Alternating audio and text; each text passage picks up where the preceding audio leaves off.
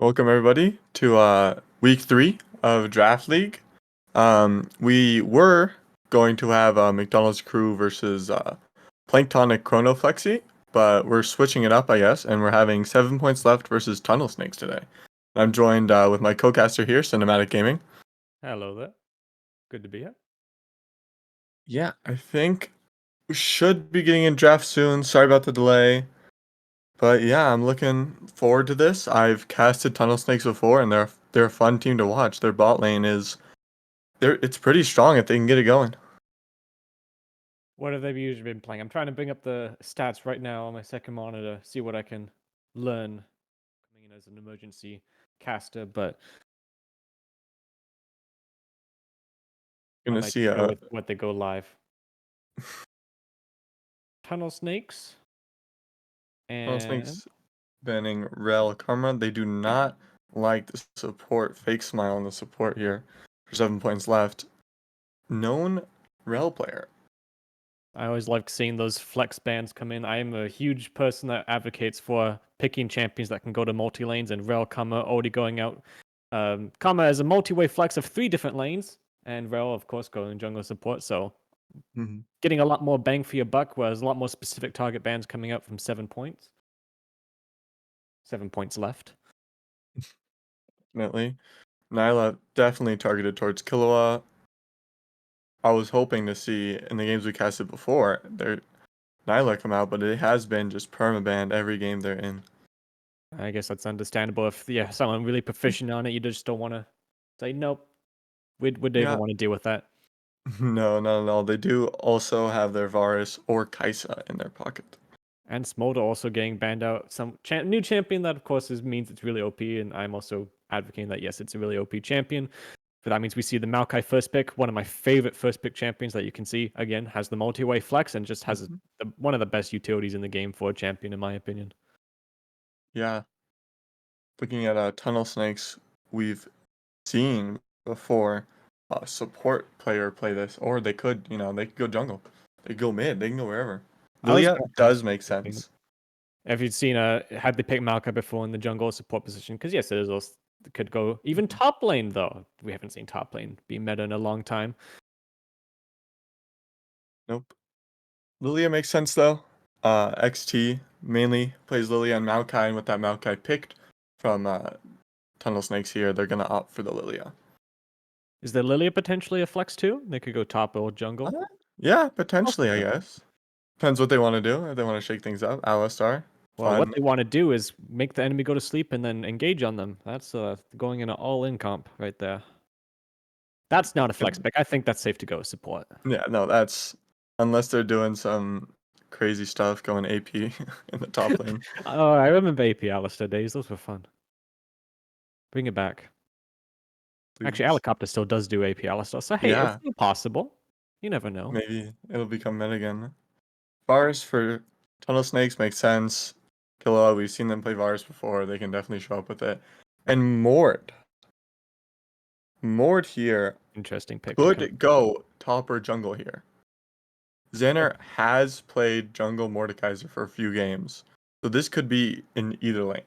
It was almost looking like a pro player draft. It was like, yeah, we're seeing the same champions on Tunnel Snake sides, but no, Mordekaiser just thrown in there as the third pick, not picking their support, even though we see the Alistair. So saving that, potentially waiting to see what the AD carry is locked in on the other side, which will be the Jinx. Jinx. Hyper carry.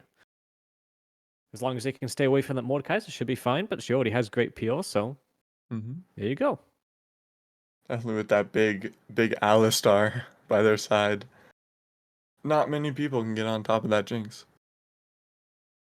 No, they do have it's a little bit of mixed on the Tunnel Snake sides. You obviously don't have many harder gauges. Maokai obviously can, but you don't have any super follow up on that. Obviously, with very low mobility with the Mordekaiser and Varus, no dashes, no speed ups or anything like that.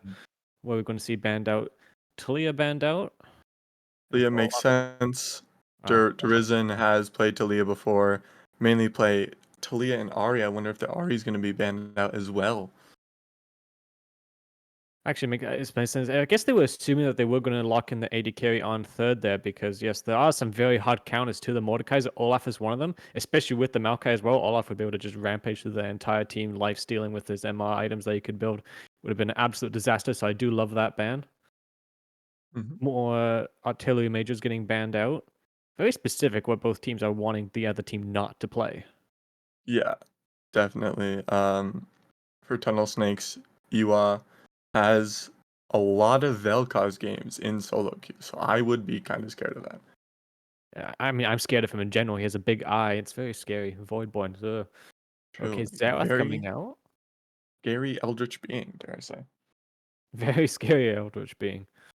Not as scary as Belveth, though. Belveth takes the cake on that No, one. no, I completely agree. Yone coming in Yone, more hard engage. now, I don't know much about 7 points left top laner.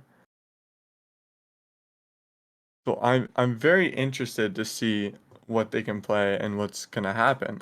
Maybe it's a Yone top, maybe it's they want to flex with the Yone mid. Yeah, I think it's all going to come down to what these last two picks are here. I am hoping to see a little bit more AD. If they go AP putting Varus as the sole AD threat, and it's obviously fine, but it's not as Mhm. ideal, especially when you have Mordekaiser and you want to almost build QSS against him. So it's just helping them in that regard. But Akshan is locked in, so that is an AD threat. And it is a lot of squishy people besides the Alistar on the other side, so has the opportunity for more bursts there. Definitely. Wondering what's the last pick gonna be here? Maybe their top laner. Gonna finish it out with Galio. I think that's Action mid then and Galio, or sorry, Action top and Galio mid. That would be what I was expecting, or what I would predict. I would Mm-hmm. play the Maokai finally. I can lock that in. Probably most likely going to support. I doubt we're going to see the Galio support with Mordekaiser. You know, yeah, no. Let's not think about it too much. I think it's just going to go as standard Let's here. not summon bad things. And that means that the Yone will be transitioning into the top lane versus that Akshan, which kind of surprises me. I'd think that you wouldn't want to actually, you'd much rather Yone go with the Galio, but instead they decided they wanted some of those AP uh, control mages, and Hoei's a good one in my opinion, so lock it in. And that rounds out both drafts. Right? Is something that I was expecting. We see big here for 7 points left. There are big Hui and Galio player, and with that Galio being in favor of Team Tunnel Snakes, seems like the only like option they have left is to go Hui here. It does gives them a lot of well-rounded damage, right? I mean, you go another Mm. AD there, you only have Lily as the sole AP, which is not really the best thing in the world, but it gives you the opportunity then to control choke points a little bit better. And again, if you get the Wombo combo off, which is what they seem to be setting up for, you can win team fights in one rotation if you catch out the Varus or the Akshan, which is going to be the biggest threats on Tunnel Snake sides. So that's what they're going to have to watch out for, is just making sure that the Alistar and Lilia just do not manage to get the CC lock, because if they do, well, 7 points lost can definitely follow up with all their tools available. 100%. I mean, like you said, if they can get on that Varus there for Team Tunnel Snakes, it's definitely the bot lane. They're gonna have to try and carry. That is their win condition. They have their best players focused more into the bot lane. I wonder if the Galio ultimate is only going to be used defensively, because it is basically a full peel back comp on Tunnel Snake's side. So you don't really have a way to go in. You're just saying, okay, we will let 7 points loss engage on us, and then we will welcome that engage and then kite back in order to actually win the fight, because they don't really have any tools on getting on top of them. So yes, I think it is a case of who can engage better, or who can 7 points loss engage better, or can Tunnel Snakes mitigate that engage, as we were about to get into game. Yeah, I think we might have obviously that 3 minute spectre delay, so we might go over to a break screen. We will see you soon.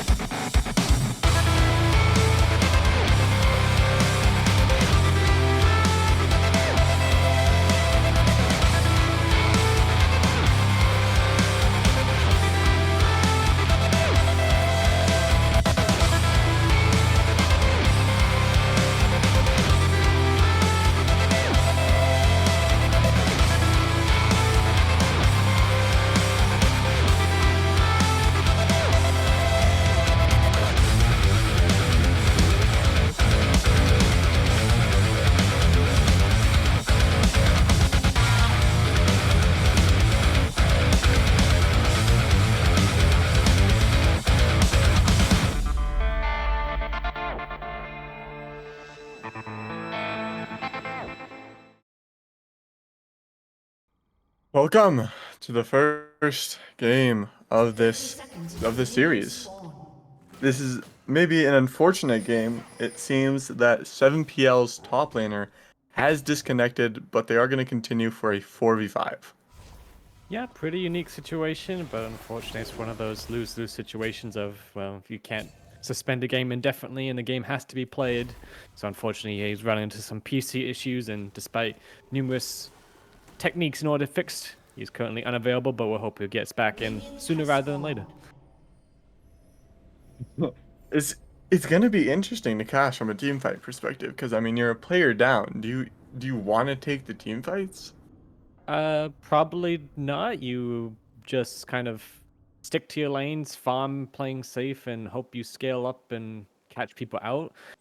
This is on the side of the team that is supposed to just go in and engage, right? So they still have those engage tools, although the only ultimate was going to be a pretty big follow-up. But you have a hyperscale and Jinx, right? And that's one of those, if Jinx can pop up in a fight, even if you're down a whole member, you can peel her well enough to win a fight anyway. So it's like, not all hope is lost. You just have to play safer and not fall behind. Because if you fall behind, yeah, it's pretty much over. I see. I do want to talk about one thing though. Aside of tunnel snakes here, we thought a little bit in the draft about what we thought we were going to see. I did not expect Galio support. Yes, that was a surprise to be sure. I wonder if because they knew that Yone would be DC'd and that they planned around that. No, of course not. No. But yes, it was a little bit interesting. I guess it's also to do with the fact that just Maokai, they wanted someone, because if you put if you put a Akshan on top lane against the Yone, which was what we thought was going to happen, it does have that risk of it's kind of a feast or famine lane. But Mordekaiser would be with the Ignite was more like, okay, we can punish this Yone early, and then he won't be able to do much, and the plan will steamroll ahead early. But now instead, Lily is going to be at the top side, which has kind of thrown the whole game plan for a wrench. But that's only really bad for the team that only has 4 people. Yeah, we can see already Maokai just farming the red side of the camps.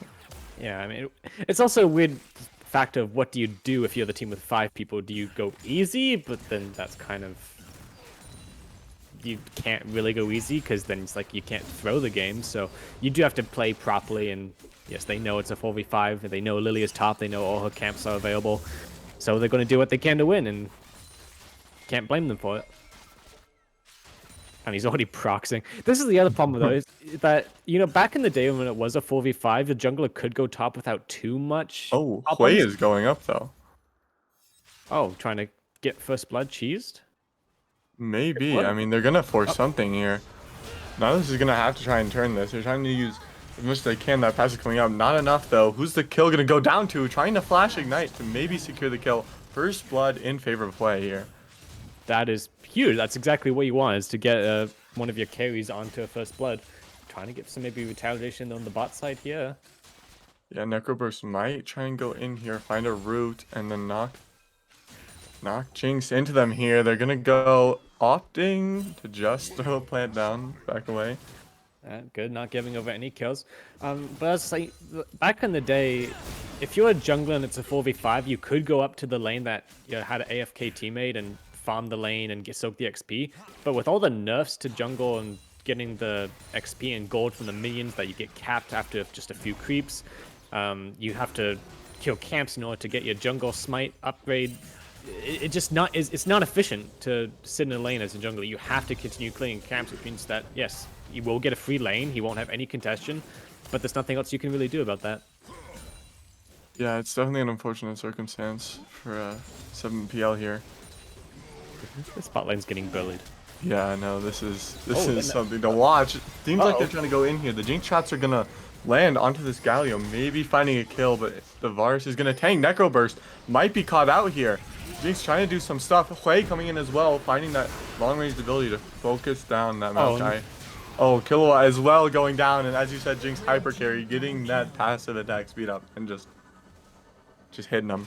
But that's perfect. Your hyper carry now is completely fed and already up a bunch of gold very early. I mean, this is the best start you could actually ask for 4v5. Oh, well, okay. Except now they're getting really early grubs and except for the grubs. Jumps. I mean, Okay, yeah. But, I mean, hey, you have a 600 plus gold lead already at 5 minutes. I mean, you can't complain.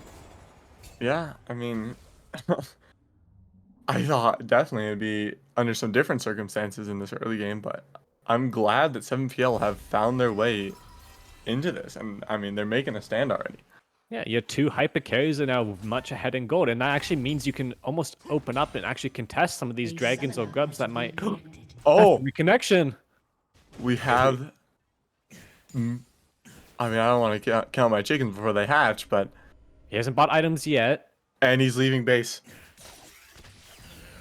What? I saw him move. There's the... He's back! It's a 5v5! Oh my gosh. Celebration time, come on. Okay, now the question is, what lane does he go to? I mean, I guess he's going top lane from the looks of it. I would... Oh, it's such a... Because both the lanes... Because there are some lanes where it's like, if you're 4 levels down, you don't mind. Oh, fight's gonna happen. Oh yeah, Maokai maybe looking to go in here. Looking to try and find the Jinx. The knockup, though, is going to land on the Galio. Trying to find something here. Fake Smile getting burned down as much as they can. Lilia now here joining that fight. Ignite rocking onto the Maokai. Jinx is going to find that kill on Maokai. Now getting that passive stack up. Oh. Having a lot of attack speed. Killua sniping out the Alistar before they can even go in. And another kill in favor of it. Killua. Oh, that was so close to the Jinx popping off. She's not done, though. She wants these kills. No, she definitely wants those kills no. here. Do they? They don't know about the action though in the bush, and that's gonna be a resurrect. No, no res. Never mind. I thought there was gonna be longer death timer, but in the same time, top lane, getting that good gank to maybe get Yon into the lane somewhat. That does free up Ione for a little bit of farming. You do have some catch-up XP, so he will catch up in levels. You know, not quickly, but he's not gonna be 4 levels down for very long. This is not the best start you want when you're doing 4-5, but it was saved there with that Jinx going down and not able to finish up the Varus and the Galio. I mean, if she got those 2 kills, you know, she thinks she was ahead before. Okay, now she's just kind of taken over the game at that point. So very lucky on their side that they were able to shut her down before she got too far ahead. But they still had the problem of this Hwei, who's, you know, got the tier stacking, has got a bunch of gold already in his pocket. You know, you're almost kind of worried for the team that started off with this 5 members, but this is not going to be a wash of a game, which is good. That means we get a game to cast, but how do you feel about morale if you're going to be the team that lost a 4v5? Ooh, trying to fight here. Seems like Ewok trying to run into the Jinx here. Not much is going to happen as the Maokai comes in from behind, rooting that Jinx, knocking them back into the team. Galio just using those tornadoes that knock up as well to just CC Jinx, and Necroburst takes the kill. You think this Maokai has a vendetta against the bot lane players? I think so. Is this the 4th time? That's the 3rd or 4th time, yeah. I mean, 3rd or 4th time. completely down here 24/7. I mean, it makes sense. What is he going to do? Go topside where there wasn't anyone? I mean, but yes, very much wants to... This is the only lane he can really focus on, as they will take the first dragon of the game, as well as the 3 grubs, so they are going all the neutral objectives, and are now ahead of 1,000 gold. Yeah, I mean, for Tunnel Snakes, I mean, their big win condition is their bot lane, you know. They have their biggest and their baddest players stacked up down there. So if they can get them ahead, try and get ahead of this Jinx, they can win this. It's Which, I mean, it's already a 5v4, but... Yeah, so it's back, right? But yeah, you're not still at that stage of a 5v5 because Yone is still 4 levels down. You know, he's facing into a Mordekaiser, which is already decently hard on its own, but add the fact that he rushed steel caps first. Ooh, Yeah, you can't touch him at all. No, not at all. Akshan no. is top lane here. No, are they gonna dive the level 4 Yon? Well, this is what I was talking about. What do you do when you're the team of 5? You have to. Oh, it's so sad. Ionian Kraken trying to survive, using that E to try and get away, but they are gonna get pulled back. It's and so that is mean. unfortunate. Yeah. But what So do you do? rude. Oh, but... Oh, Mordekaiser but again? Hwei is gonna find it. The ult's landing, gonna use all his abilities, getting that fear down, and that is just a lot of damage down already. Although Mordekaiser is gonna R here, not much gonna happen though. Hwei just using those spells quite effectively.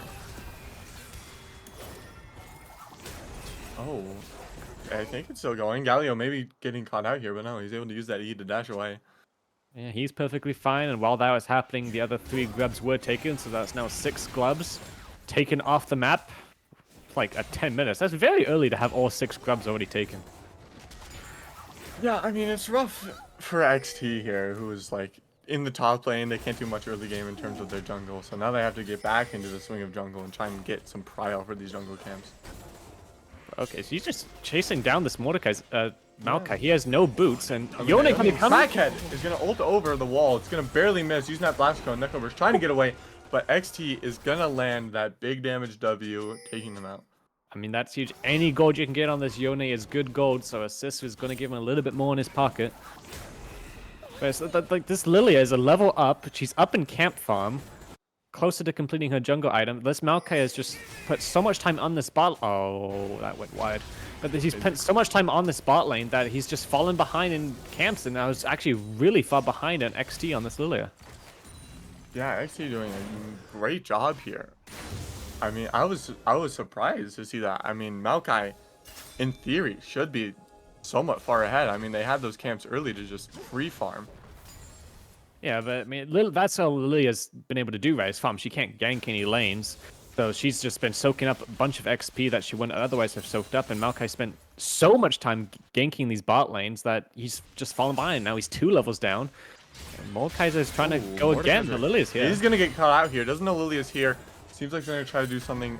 That bowling ball is gonna land. We're gonna slowly ticking, but they're not gonna go for it. Oh, he is a scary Mordekaiser still, despite having 3 deaths. I mean, he has Ignite. He didn't have ult, but they might not have known that. Ooh, seems like they're positioning for the bot lane here. Tunnel Snakes having their Maokai in that bot lane jungle with the Galio there as well.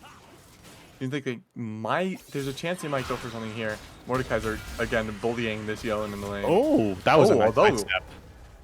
Yone, okay. It's a shame it's not a very good trade in your favor, but that was clean. No death. We'd like to see. I really think that they need to actually switch the lines. I think Hui should face the Mordekaiser. Ooh, they're gonna try and go in on this Hui here. Maokai ult coming down. It is gonna land on the Hui. He's rooted for a little bit. There's not much damage they can do to him. Maokai tanking 2 tower shots in return. XT now here. Trying to find something, trying to get that bowling ball to connect. That pull good from Hui. Able to slow down the Maokai enough. But that Maokai plant that bush also slows Lilia as a Chains of Corruption goes down on Jinx.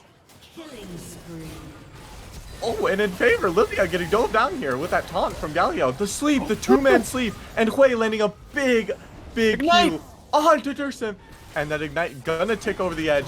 Maokai here now trying to fight for his life. Hui getting that snipe down onto him, and Hui's flashing in for this. He wants his Galio, that root coming down as well. Oh, my lord. Okay, you know how Jinx was supposed to be the hyper carry? It's Hui. It's Hui now. I think Hui is now the problem that they're gonna have to deal with. Oh my, 7-0 at 13 minutes. Already almost. Oh yeah, he just did it basically completed Seraph's Embrace, so he is beyond strong right now. And that's why I always think he should face the Mordekaisers, that because Mordekaiser rushed his steel caps, that he will be able to do even more than the Yone could do. And plus, Action doesn't have the Ignite, so it's less kill pressure. But maybe he should just stay mid and keep getting all these kills that apparently keep coming his way. I mean, he just seems like he's farming up. Did you just make a Hui joke? Unintentionally, but yeah. There's no way you just said that. Oh, okay. Stop it, you. But okay, they actually get a dragon. So hey, they got a neutral objective. They might lose top for it, so that would be the first turret going down. But that's after 14 minutes, and they're really surviving really well. No, they're doing a great job of putting up a good fight. Oh, Varus looking to do something here maybe to this Jinx. Doesn't know. The Alistar's coming down here. They're going to try and find something here. Jinx is pushed out a little bit, but they have the Lilia coming down as well. That stun going to land with that. Nice. Ooh, and that Super Mega Death Rocket landing right on top of that. Really good spacing by the Jinx there. Just did not let the Varus get enough damage on. But Rift Herald then does go over. Trying to go and trade it for tier 1 as they look to be putting it in the mid lane. But no, Maokai is going up top. If they're going back up top lane to bully this Yo, and I'm gonna have some strong words after here. The flash knockup from Galio is gonna connect. That taunt is well landing. There's so much damage that Seraph giving them a big shield, though they're able to survive out of that. And exchange, Lilia is able to come in. They get that drowsy. Galio's gonna fall.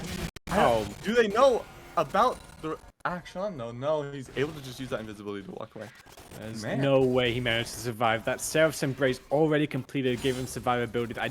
They might not even have expected that, just because you don't expect him to have it completed so early, but Yeah, Rift Tower was not put down. Yone did not go down.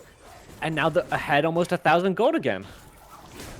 This was the team that had 4 members at the start when the game started. They're putting up a very, very good fight here. They are taking back that early game that they didn't even lose that early game per se. No, they really did. And the Jinx was ahead, Hwei was ahead, top lane was behind, but okay, well, I think we can figure that It's out. always gonna be behind. But is he though? I mean, he's 3 levels down, so okay, he's catching up a little bit, still a little bit further down than you'd want, but it's the hotkey to change to see what the gold was. Oh no, Yone.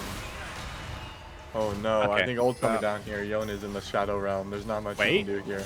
Wait, dot? Okay. No, it's so much damage. Yeah, you can't. To be fair, that's his first death doing that, so I'll forgive Oh it. my. Wait, just doing so much damage outputting onto this Akshan. That ult coming down as well. He's just able to just walk away, emoting as he slowly dies. Cool guys don't look at explosions. 9-0. This guy is only getting stronger as the timer is going up. Feels like I might get cut out, but no, they're just able to run away. That movement's been doing a lot to them. What do you predict? Hwei gets 4 items before Yone gets 2. Blue team's turret has been destroyed. I think I take those odds, especially if Mordekaiser's still just sticking top lane and matching him. Yeah, I think it's the right call for Mordekaiser just to match him. I mean, you keep him out of the game.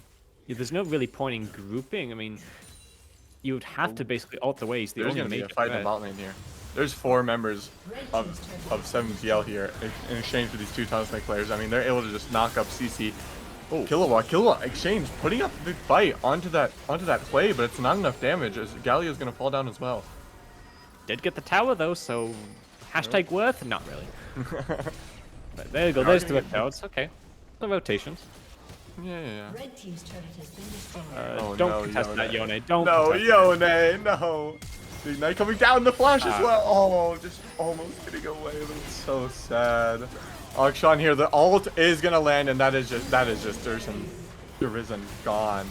Necro Burst might follow here. Hwei using that big slow, that rude to pull him in a bit quicker, and Alistar is gonna have that kill. You know, I could have sworn I said the strategy for the team with 4 players was to just, farm up, try to get a picks, but no, they're the ones taking the fights everywhere. They're rotating around the map, getting all the skirmishes they can, and just winning them. And Galio here with the hot steal is not typically an item I would expect on support Galio. That is very interesting. I mean, he has that blood song though, so he's gonna do a lot of damage. Lily is here, getting a big sleep here. Both of those support lane or the bot laners are asleep, and man, that is a lot of damage. That Lilia W do so much. Jinx, that was Hwei. Hwei barely surviving. If they would have gotten that kill, it would have been a 1,000 gold shutdown for the Varus. That would have been absolutely massive. Oh, that's definitely going to be a little bit. This fight is done. They're still going in here. Lilia going in on this Mordekaiser, trying to find something. Alistar gonna miss the combo, but it is gonna be all right as Durizen trying to find this Lilia as much as they can, but I don't know what'll happen. It seems like it's kind of a stalemate here. Jinx trying to stack up that lethal tempo. It is gonna be proc. Mordekaiser taking her to the Shadow Realm. She's so low, barely gets that kill, and now they're out into the real world, and they're just getting poked down by this auction. They're gonna have to retreat. The slow burn damage of that Leandries is gonna take down the Alistar as well. It's Hwei versus Mordekaiser. That's the game right now. I can't talk. Still fighting. No, I know. I mean, I'm trying to give you some time to talk. It's just been constant fighting. Maybe it's. I think it's done.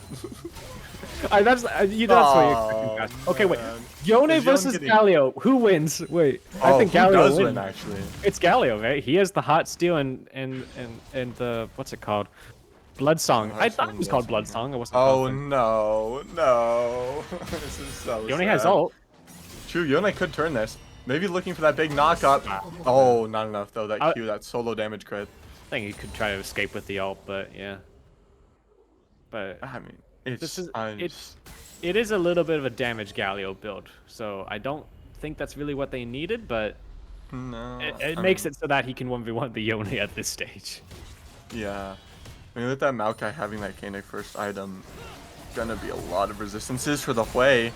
But No now ult. that Alistar pushing them under tower, Hui just able to just do so much damage. That snipe doing a lot, but a good time shield just absorbs most of that damage. Again with that QW, trying to find that snipe. Lilia's here as well. They just want this guy anyways. Hui's getting that. And it's a shutdown too. So it's 650 gold shutdown on the way. Who already has like my a bazillion God. gold. I think, yeah, I think it's definitely gonna be Hui having 4 items before Yon has 2. Oh, the ult gonna catch that action out of that swing. I don't know if they can do anything off of it, but good ult. Doesn't have the damage, unfortunately. Still too far behind. Yep, there's the death cap for Oh my Hui already. gosh, Hui. Oh dear. Hui has infinite money. Infinite money hack. Start the game as 4v5. Wait, what? But that's the opposite way of it should be. Yeah, I mean, I wrote down in my notes for 7PL, their big contenders, their big way to get into this game was their mid and their bot side. Yeah, they are undefeated so far. They have yet to drop a game in this draft league, so you know they came in as the favorites, and they're proving that why, even starting just as 4 members. But really, I think what Mordekaiser has to do is go something like Banshee's Chains and just put it all on the way. Just go anti-Hui and just focus him all the time. Alt flash on him, do something to get him out of these fights, because if he's not, he's Ooh, done. Jinx might get caught out here. They're being sandwiched in between this Galio and that Maokai, and Varus able to just free hit them. Jinx is gonna fall into that Varus, and now Alistar going down as well. Hui maybe, or no, sorry, not Hui. Lilia maybe getting caught out here. The Drowsy onto that Maokai. Alistar disappears. That ult though barely enough to take out Galio from the Hui. I think they still want more. Lilia definitely wants more. They're still going on Necro Burst here. Killua trying to give some support here. Yep, they already Wow. used the major ult, so they could have gone a little bit further, but being safe. You don't want to give away a shutdown this way. That's how you throw the entire game. And Mordekaiser is just pushing up onto these Split turrets. pushing. I mean, the only person who can match him is Hui. So if Hui needs to be And in these fights that as you happen talk, mid lane. Hui's walking up. They might try and find something. No, the TP coming down here. They do want this fight. Hui trying to slow and pull back as much as he can. Yone coming in here. I don't Trying to think they're maybe gonna find go a in. kill. Yone, don't go in. No, Yone's going in. He doesn't care. He's ulting up here. Good combo with that QW from the Hui. That snipe doing extra damage. Oh, they're still going. Oh my, this Hui cannot miss those QW snipes. No, he's very good with it for sure. He Here's has another a Xerath skill. ult on a 7-second cooldown. Yeah, totally balanced, right? Necro Burst. Oh my gosh, just Lilia just wants this Maokai so badly.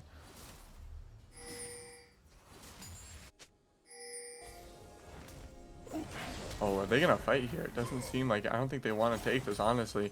Lilia showing a little bit of poke damage with those Qs, slowly applying that burn. Hui is here though, trying to do as much damage as he can to this Maokai. Ooh, they barely get caught out by that back end of the Maokai ult. It's gonna root them for a little bit. Lilia getting completely caught out here. They get the sleep onto the Varus if they can maybe do a little bit of damage, but no, the Super Mega Death Rocket just barely missing that Varus. Oh no, Yone. No, Yone. The flash coming down here, just barely missing that Galio knockup. The ult coming out here from Action, it's definitely not enough though.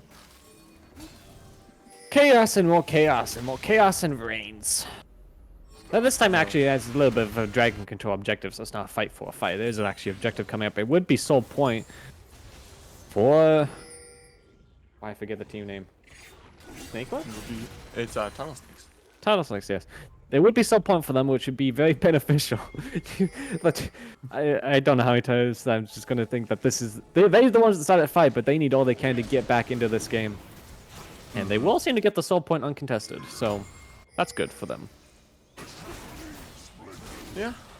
I mean, say good for them all you want, but they did tower dive that level 4 Yone, and as I talk about him, there goes the Yone. The Mordekaiser in that bush waiting. The ult over the wall is going to offer him an escape route, though. Then that is a good escape route.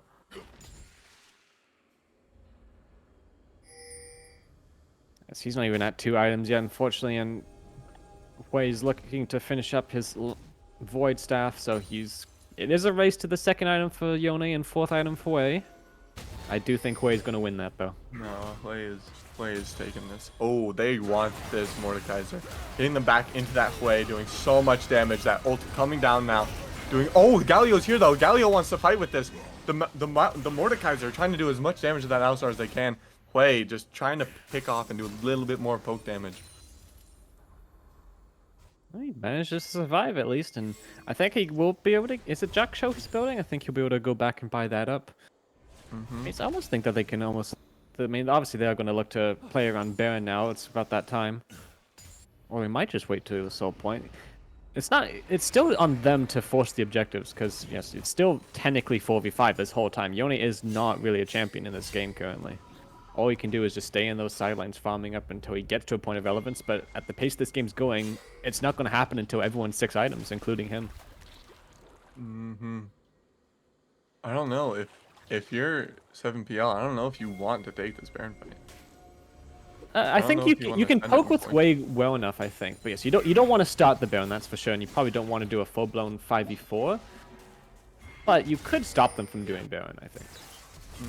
Oh, that's aggressive. Yo, and coming in from behind, trying to find something. He's getting taunted, rooted, and disappears off the face of the earth. I don't think Yone should group. No. Just a hunch. Well, I think he should be in a group, but I don't think he should try and flank from behind and then get Red team's turret has obliterated been by destroyed. the virus. I think he just needs to stay in the. I mean, that was with just 3 members of the enemy team too, and yes, the Varus was the only damage. He just completely died before he could get anything off. And with the Jak'Sho now, yes, completed on the Mordekaiser. Red team's turret It's just a free reign family sidelines, and there's going to be no kill test. 3 Baron going over. I don't really know what's. It's just gone. They don't know. No. I mean, all of the neutral objectives are going in. I don't think they do get that one dragon, but oh no, Yon, he can't even do damage to him. He's back to full. Oh, levels they get that down. knockup though. Hui is here with the Jinx. The ult coming down here from the way, trying to do damage to this guy as he's in the shadow realm with Yon. He ignited him too. Oh He's so my weak. gosh. Oh no, Yon is gonna fall down to the Mordekaiser. The Mordekaiser is soon to follow the answers if he gets a second, and he does not. This is so sad. It's Oh, a little bit man. unfortunate, yeah. Yon is just struggling to get any impact in this game. On the good side, Hui finishes Void Staff. Oh, let's go. 4 items in favor of Hui before Yon can get till. I think Yone would have 2 items if he had stayed in those sidelines and kept following up instead of trying to group and get picks on people. It's just Yone is not a champion. It's like a exasperated canyon minion right now, and that's not his fault, right? It's there's computer issues, but Oh, you yeah. can't you cannot play the game the same way you would if you had been there the whole time. You have to change your strategy, and I think that just involves sticking the sideline. But yeah, so right now he should be going top and try to push that top 2, but instead he's grouping up with his team on the bot side again. If he can catch someone out of his ult, maybe it's worth it, but that's the only use. Only use would be catching people with his ult. Only use is on like a, at this point, is it like 2-minute cooldown on Yon ult? It would be So 90 seconds. 90 seconds. Okay. It's Oh. not. Oh, is that's Akshan here getting that stun? The Hui ult trying to land on top of him, but he hits the Galio instead. That Galio just absorbing so much damage. Lilia going in here trying to find something. I forgot the item. Zhonya's coming out here, giving them a little bit more survivability. Oh, here comes the Jinx. They have that stacked up, but they are so low. They're just trying to get out of that fight. Meanwhile, Yon is going in, and I mean, he gets out, but there's four players. There's nowhere to run, and Yon is gonna fall. Ooh, to the Mordekaiser as well. And you can see with this Mordekaiser's build now so much MR that he can actually just face tank the way, even with all his gold, all his items. It's not really as much of a threat anymore, and that's the front line that they needed. And so much MR coming with everyone else too. You have Kanik Rukken out on the Mordekaiser. You have Hollow Radiance on the Galio and the Maokai. And Hui kind of has lost his spot as the sole DPS. You need the Jinx to pop off as well, but was unable to, get caught out by the Maokai and basically soloed down before even anyone else could get to her. Yeah, I mean, it's so unfortunate. Lilia is trying to find as much as they can here. They're going into that back line, trying to find something, using that Zhonya to just buy themselves a little bit of time. There's not much you can do. Not much you can do at that point. Even has QSS, but still. Well, maybe she just bought QSS before. Actually, I didn't notice, but No, I think she just bought. Baron went over. Now they have a Chemtech source, so it's even harder to get them killed down. I mean, this Mordekaiser is lore accurate Mordekaiser right now. Complete raid boss. No, this guy is terrifying. Ooh, Maokai might get caught out here. There's 4 members here, but Mordekaiser, as you speak of him, the raid boss coming in here, trying to land as much as they can. This fight in this jungle is crazy. As Maokai gets tanked out from the Jinx, the Jinx is trying to stack up as much as they can. The attack speed is only increasing. Lilia getting taken out though. That buff from that Mordekaiser is gonna give them more AP. Can they get away here now? Can they disengage and maybe find a pick with this Hwei? The Hwei fear is just gonna go slightly missed, but big Hwei, sorry, not Hwei, Yon is here. Why, Yone, please don't TP and stay in the top lane. You could have got Don't the do it. tower. You got so much gold. There's even objective bounties. Instead of TP is to walk away. Did he? Maybe he has a second item if he bases now, though. Oh, Maybe. Wait, Yon dies to a Q here. Oh, barely missing that Varus arrow, just going slightly to the left. I think Jinx's actually almost full build now as well, so she will be a major threat in just a few more minutes. She gets enough gold to buy. I assume would be a Bloodthirster, but we'll see when it happens. Man. But Yone did get a second item. Whoa! Okay! The shield bow for a little bit more survivability. I can't help but cheer for him, you know? Yeah, I mean, you know, you always want to, some people root for the underdog, you know? But it's a I Yone mean- at the same time. I feel like it's illegal to cheer Yeah. for him. But whatever. Conflict of interest. I guess the question is, when could he 1v1 the Galio? Could he do that now, maybe? I still don't think he can. I mean, Galio has no armor. Yeah, but Hot I Steel mean, with yeah, Blood he Tongue, is. he actually does. Gallo does do a good amount of damage that people don't really predict. Oh, Oh, wait. They could potentially get caught out here if they want to try and scale on him and find something, but the Lilia is also here to try and secure that in place. Alistar are trying to maybe find a good engage here, get that knockup, get maybe 3 to 2 players. I want to see what he does. I mean, I'm rooting for 7PL at this point, having that 4v5 at the beginning. wait, he can kill here.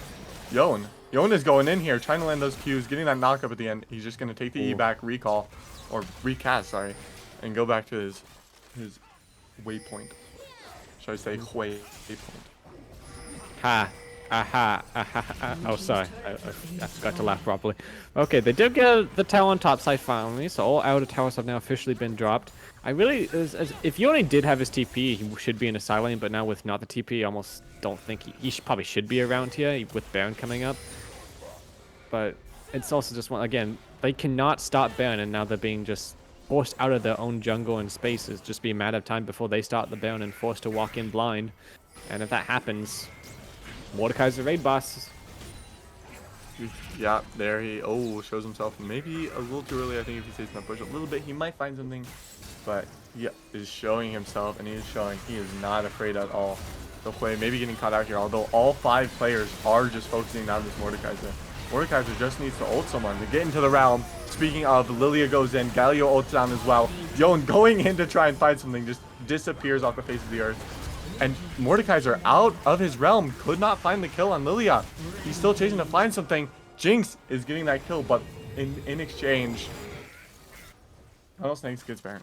I mean, Mordekaiser literally stalled all 5 from even getting close to the Dragon Pit, then just ults the jungler, so even if she wanted to go for a steal, she wouldn't be able to.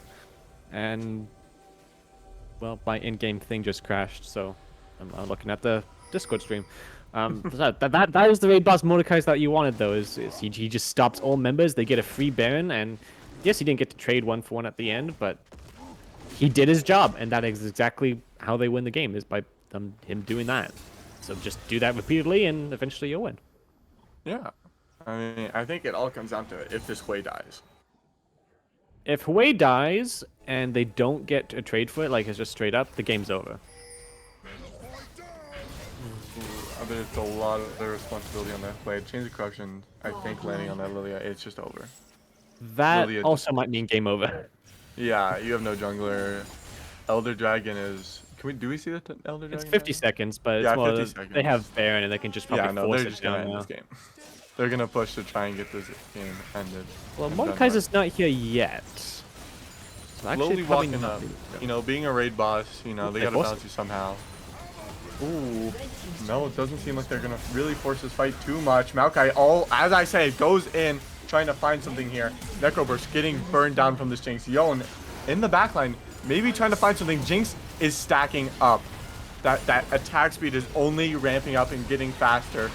Oh, in exchange, Mordekaiser flashing in here, ulting that way, and just trying to kill him. But there's not much he can do. That fear landing on the Mordekaiser. That big shield, though, almost doing a lot of damage with that Q. That solo damage. Able to crit there. Yon ult coming in here. They want this Varus gone. I mean, Varus does so much damage. Galio flash over the wall to taunt that Alistar. Man, Galio does so much, but the double sleep is landing. I think Varus is dead to the burn. And now Yon is trying to look for something here. He's going in. Can he do enough damage to the Akshan? Okay. No kill, but he gets the assist. He gets that gold. They actually managed to hold down. Mordekaiser not able to deal with the way. He managed to sidestep a couple of vital Qs that give him enough health to win out on that. And they still hold on for another day. 14-0-14 on this way. Absolutely just holding on to this game for dear life. I mean, Wei is the conductor of this bus. Wei, I thought don't he even was know the if it's painter. conductor. Well, he's a painter, now he's a bus driver. He's got all his kids in the back. He's trying to win this game He has kids? in his school bus. But like, metaphoric kids. Oh, okay. Yeah, I get it. I think, maybe. Also, it also did answer the question of who wins the 1v1 between Hay and Mordekaiser. Is that if Hui manages to outplay, he does win? Well, he manages to survive the 1v1. He can't win the 1v1, but as long as Jinx is there to also pump up the damage, all this MR that Mordekaiser build is eventually useless.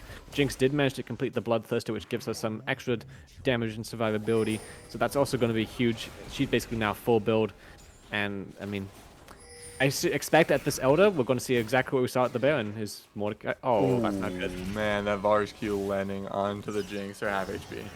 Oh, out. And they're Oh, just no. poking them out, and I mean, yeah, the carries are now half health. Yeah. Ooh, Varus looking for a little more. Man, if he lands that, it's just already over. It seems like they want to try and turn this. They want to take this team fight. I mean, They you want have to to. see. I mean, yeah, they want to see if they can do anything. Lilia getting in here. They're getting taunted immediately as. Oh no. Yeah. Oh no. Tunnel Snakes get that Elder Dragon. Yeah, that that's- team triple kill. That is the team slowly disintegrating. Varus landing those big Qs, doing so much damage. and it was a really, really good attempt from them to No, hold it on definitely that was. 4v5. I mean, this lasted about 20 minutes longer than I expected it to, but in the end, they will close it out. I mean, it's an unfortunate circumstance. If they played this well in a 4v5 early game, I want to see how they play in the 5v5. I know it's still, you know, there's still a best of 3. There's still 2 games to go. A summoner has disconnected. It's so sad. It's Really so well sad to thought, see though. the Yone. I know it's unfortunate, but that just means, hey, we're probably in for a treat the next game. And apparently, I'm a black screen. Why am I a black screen? Well, That that's is unfortunate as well. Apparently, I'm suffering from the same issue as the Yone now. Yeah, computer is just, it's just not it today. Man, that game was, I mean, it was so one-sided, and yet they almost managed to stack the odds. They almost managed to beat those odds and get that game. Yep. And if they did, you know, that's going to be a huge mental boost for them and a huge mental downswing for the opponent. So the fact that they were able to hold on, they're not going to feel too bad about losing that. It's okay. Yes, we obviously had a very hard time getting to the early game. So scratch this game, go next. They're not going to feel too bad. So it's not really a win. It's obviously not a win, but it's not. It could be a lot worse if you know, if you're fighting a hard time and you lose and it's a normal game. Yeah, it feels bad. Go to the next one. But it's like, okay, we fought really well and it was a 4v5 for like 7 minutes or basically the whole game. yeah, no, we can come back from it. So yes, I'm very excited to see how they come back for the second and potentially even third game. Yeah, that way just doing so much for his team. I mean, landing like every skill shot, those R's doing so much damage over time, and just the big explosion at the end. He's trying to do as much as he can. He was hanging on by a thread.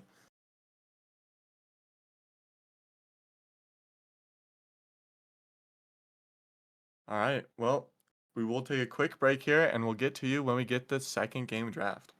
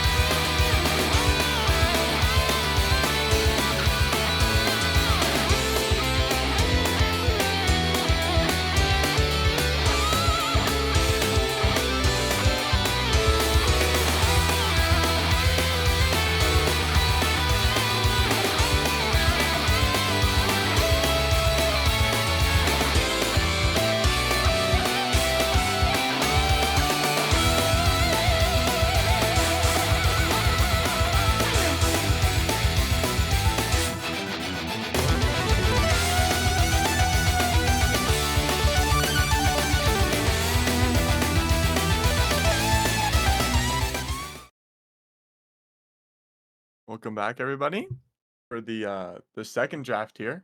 We should be getting into it shortly, but I mean, that first game, man. I wonder if they're gonna let him pick that Hui again. I wonder if they're gonna let him pick that Hui. It's you know, I never get tired of the puns of Huey, but no, I think it's one of those situations of, you know, yes, okay, Huey did really well that game and you're very scared of it, but what if they just picked Oriana and did the same thing? It still Mhm. serves the same purpose. So is it really Huey the problem, or just that person on that type of champion the problem, or the way we played that game is the problem, or do we maybe not play Akshan into it this time? I don't think it necessarily was Wei being the problem. I just think it was just, oh, he got really fed and far ahead, and okay, if we stopped doing that, it wouldn't be as much of a problem. But we do have the teams on the same side, so no changes in that. And I think we have the exact same bans coming out. Oh no, sorry, no, Maokai is banned. They first picked Yeah. Maokai last game, and now they've banned him Mhm. first this game. That's an interesting change. Yeah. I mean, maybe they just thought, well, we didn't do too much on it. Maybe we want to go for something else, but we don't want them to have it. What did we leave up this time then? Oh, that's not the right Ooh, one. Kled getting banned. I did somewhat Gwen. expect the Kled ban. Okay, so a little bit change. Instead of Aurelion Sol, we get Kled, and instead of Gwen, we get Maokai, which I'm still kind of confused about the Maokai ban, but I guess we'll see what they pick instead. Okay, Aurelion Sol, first pick. instead of Aurelion Sol being banned, it's first pick. I guess that's why they banned it last time. Yeah. Oh, this I is guess half so. Fearless draft. Oh, I did not know that. My apologies. Oh That yeah, would well explain we should why. have mentioned. Okay, that will explain the Maokai ban, because I can't pick it. Okay, makes a lot more sense. All right, let's see. All right. Echo Vi here. We've seen the Echo before on 7 points in their mid lane or their jungle. It could be either. With Vi locked in as well? Oh, that's a good point. Actually, I didn't activate my neurons too much. Think that's gonna be Echo mid. So Aiko is basically a jungler nowadays. It's very rare to see Mhm. him in any lane that's not the jungle, but mid lane is the other place he is played. It's just not been meta for a few years. Oh. And Zaya is the Vi counter in my mind. It's the Mhm. negate pressing R button. True. So are Yeah. they going to pair that with Rakan? Is he I a Rakan player? mean, lore accurate bot lane. I do like my lore accurate gameplay. Of course, if they did, Graves. whoa, Okay. Graves. I Like the like that Graves pick. here. Yep. Graves is very good into short range, which Echo and Vi both are. They kind of need to be in your face to do damage, and Graves is like, okay, I have a shotgun, bring it to me. He wants that fight. That does leave the support open though for some ban pinching, which means you could take away Really? the Rakan, which would be a really good engager with this comp. So I definitely would ban the Rakan, probably in the Nautilus as well, but depends, Yeah. I guess, on what they want to play. Ooh, Oh, they okay. offer an Ezreal. I have. Oh, never mind. This is not Tunnel Snakes. I have Ezreal. I don't know how I feel about it. I mean, they do need that range, but I don't know. Uh, it's sort of the same thing that they're going for last time, right? With we want to engage on you, which Mhm. Vi and Echo, yeah, they kind of engage on you. Ezreal is not one that goes in. Tristana is one that goes in. Draven's someone that goes in. Lucian's someone that wants to go in. Ezreal, no, I want to hang back and give out some pot shots. So it's a little bit doesn't seem to fit the comp as much as what they feel like they're going for, but it's a safe pick, right? If you Mhm. want to go on a support roaming thing, you pick Ezreal. So maybe that's what they're planning in. But we have some top lane bans coming in, pinching out that pool further. Surprisingly, I don't see a Yone ban. Well, I mean, it is fearless, so they can't even lock Or in the that team Yone. is the team that loses also fearless, or is it just the team that wins? I'm pretty sure it's both.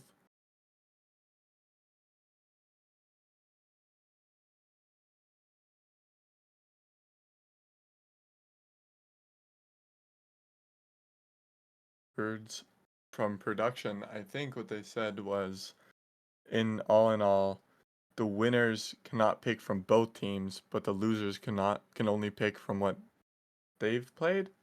They can't pick from what they've played. So TSN could not pick Yone right now. I think that's what I'm understanding. Okay, so they look at that. They stole away the Rakan. So that's a very interesting pick in the sense that, okay, yes, they probably did want the Rakan on TSN side.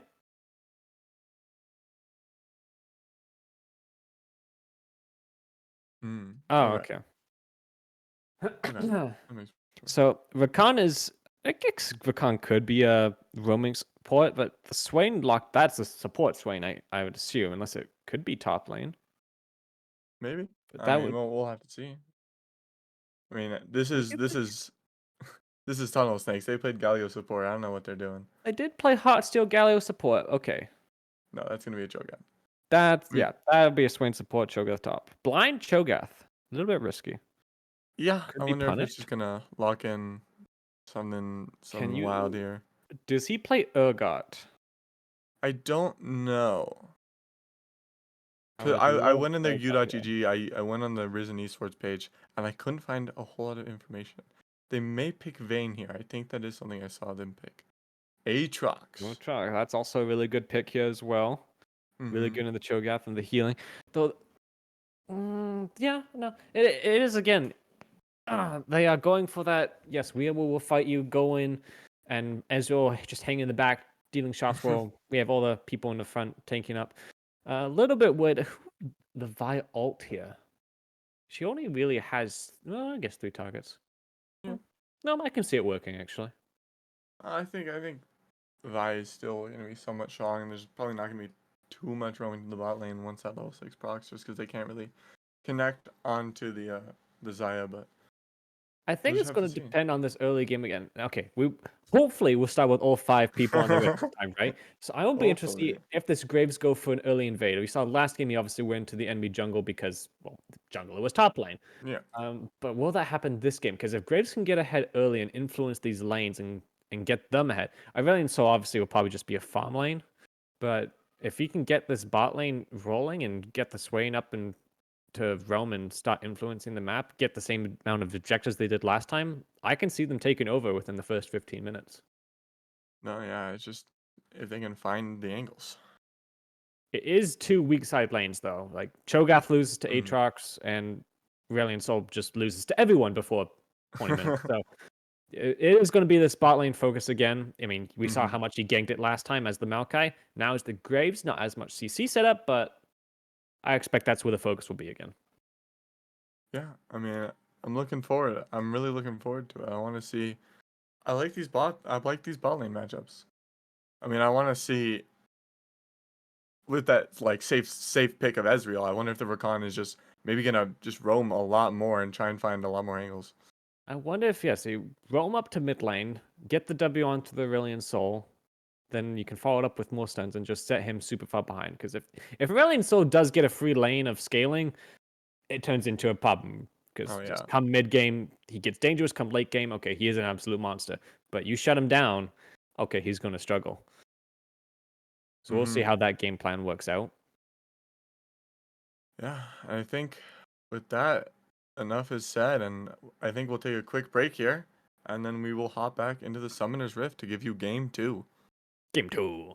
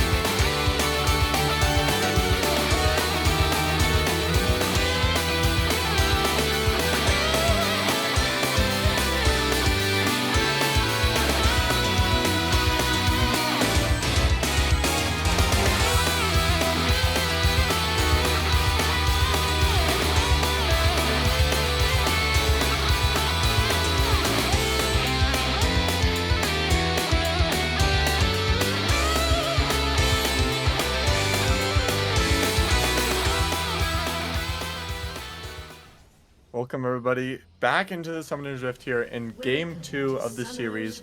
We have, I forgot their name, 7PL versus Tunnel Snakes here. It was a long first game. Yeah, Technically it over was- an hour. 30 seconds until minions Yeah, draft with the 7 points left. My apologies. And we're getting the exact same strategy. They also invaded from the top side in the first game as well, and they did the exact same thing here. But this time, guess what's different? 5 players on the team. Aatrox is out of base! Okay, Aatrox wasn't in the last game, but the top laner is out of base! Not This making is- fun of it, I promise. It's just fun to talk about because it's so unique. minions have spawned. Yeah. But does anything never- stand out to you about the start level 1 here? Either runes or items? I mean, the only thing I can see is both mid laners have TP, both top laners have TP. What It's like- strikes me as it- odd is the Aftershock Cho'Gath. Oh, now I see. I should have taken the hint of runes. I am seeing that. Maybe he's. Not typical. Maybe he. No, I feel like Grasp would have been much better in this situation. I can understand Aftershock if it's like a big range comp.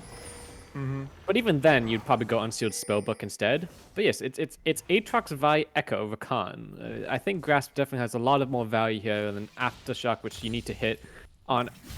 Every single person on the enemy team has a dash as well. Yeah, that's. You know, maybe he's just the best Cho'Gath NA, and Maybe. they're just absolutely gonna roll him. He did do really well in the Mordekaiser last game, so you know I'm not one to going to question his decision. Yeah, that is very true. It stood out to me as weird. Also, press the attack on Ezreal with barrier is not the most common setup, I think, but Definitely. it's gonna work out with safer. Crystal here. Oh my, Flash getting caught out here. That Rakan W almost connecting. Good Flash here in favor of the Swain. The Ignite coming down as well. trade for trade. Soul He's Crystal. playing really aggressive. Yeah, no, that is aggressive. And we see Graves is invading on that bot side again, just like last game. And Aatrox Aatrox might be dead here. dash. Aatrox might be dead. Yeah, he has dash. You're gonna have to force the Flash here if they don't think they can. As I say it, the Flash comes down, dodging that knockup. Oh my Oh. God, he's not done. Oh, he's bump plating though. Oh, it's the camera's flipping. I don't know what to say. Of his top lane, Aatrox landing that, or sorry, not Aatrox, Cho'Gath landing that knockup. Maybe trying to look for something here, but takes Right, too many tower shots. Look at the Vi. Graves is coming up to her. Oh, we're maybe gonna see a scuffle here. They both see each other. They ping for the vision.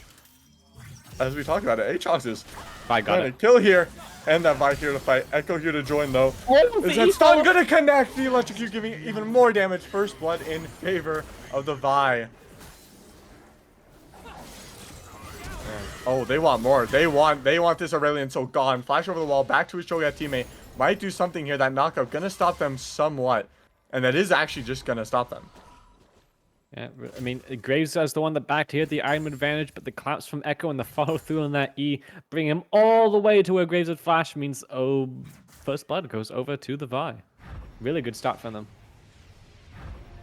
Man, that Echo, such just good placement on that E, that stun, getting it on the shield, and I mean, he just disappears. Graves is just gone. Oh, Vi here in this top side though, trying to land a knockup on the Cho'Gath is gonna land. They're not gonna get much of it. They are just gonna get this wave to shove in. The whole goal was there was definitely to push in the wave and get it to reset. You're not gonna have any kill pressure there, but No. Cho'Gath could potentially freeze it here. It's still gonna be a little bit of disaster for Aatrox, but he has TP, so eventually he'll probably get back. And now Graves is gonna even up the jungle score with that Scuttle Crab. Echo's TPing back. Aurelion Soul decided to blow his flash there. With Echo stopping his flash up and no mobility, with some potential kill pressures. Oh, we're Rakan W landing on both of them. I got stunned. The double knockout. CC chained me.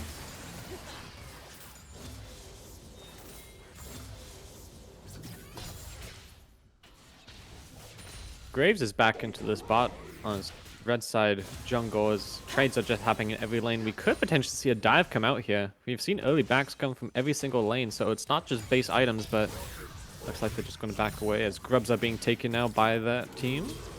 Aatrox up here trading. He might just try and all in and kill. He has that Q up. He could try and look for something here. I mean, Cho'Gath is just so low. I feel like if he takes Grasp there, he has a little bit more trading possibility. Definitely, grass does allow for more trading possibility, and there's no sustain with the Aftershock, right? It only gives you resistances if you hit the Q. Again, that's the caveat. And as an Aatrox that has a little bit of a dash, it's just that much more harder. But again, trading of objectives. It will be Grubs going over to the red team this time, and Dragon going over to the blue. Gonna be really close. Oh, Swain finding Ezreal in that river, doing so much damage to him. Oh, and Aatrox wants him. Aatrox wants this Cho'Gath. He's able to do so much damage with these Qs. It's something you see in these leagues a lot. Is just every lane all of a sudden feels like there's some kill pressure somewhere. Oh, Echo might kill Aurelion Sol mid. Oh, Aatrox might kill on top. Oh, we can't look away. Bot's almost dead. But also, oh, mid's almost dead. So much is happening. It happens in every single lane all the time. It's non-stop flip-flopping. action. It's so hard to keep man. track. Look, wait, is this Yeah, that deja Echo. vu? It's deja vu. Look, Vi's at the grump with Graves coming up. It's the Oh deja my vu. gosh. It's the same scenario.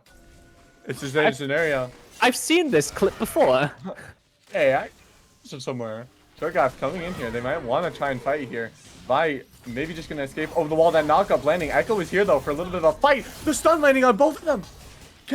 Is he able to do enough damage here? Doesn't have the mana. Oh, Aatrox going in there. He is gonna take down the Cho'Gath in exchange for his life. Still worth it though. Cho'Gath did get an R proc on that Vi, which is because she can bonus health. Not much happening in the bot lane. That knockup is gonna land, but I mean, there's nothing they can do here. Ezreal is so low. They want this Graves. Aurelion Sol here as well. That ult gonna go wide on Echo, but Echo able to use that shield and run away. He does have that nice mobility with Echo, the passive with his E. Very hard to lock him down, especially if you don't have any CC, like Aurelion and Graves. But speaking of, they want this fight. Vi queuing in here, out of that vision. They do secure the Scuttle Crab, I think. Scuttle secured. Okay, win. That is a W fight in my book. Yeah, I would Flame is say so. just walking at this Ezreal. That knockup's gonna land. He's just trying to disengage if he can. Get some off of his boy. The ult coming in here as well, trying to find something. The pull of the feathers with the flash, connecting on both of them, getting that root. So clean, and that was through the barrier as well. Very clean there by Kiliu. And God. And in the top lane, Aatrox popping World Wait, Ender, trying to he didn't have ult. kill him. Cho'Gath has ult now. Cho'Gath this ult. He wants this fight. The knockup's gonna He's an land. ult. Oh, nom nom. Oh my God. 2 stacks. He hasn't even ate any creeps yet. He's just This eating the guy is instead. stacking. He's going to Oh, be in big my danger. word. And he's building Heart Steel as well. Alright. How much you want to bet on how much health he's going to have by the end of this game? Ooh. Do I do a realistic number or the funny number? I'm going to guess 6,852. Ooh, that's good. I'm gonna raise you. I feel like he's gonna scale out proportion. I think he's going 8,762. Alright. 6,852 and you said 8,000? Yeah, are we writing these down? No, sorry. What was the number you said? I said 8,762. 62. I think. Alright. Alright. I have those written down. We'll see what happens. But this is a very good start for the Cho'Gath. You love getting those early stacks. You know, usually you feel like you have to ult on those creeps at start because you just don't have the opportunities to get kills with your R. But he's already got 2, so really good.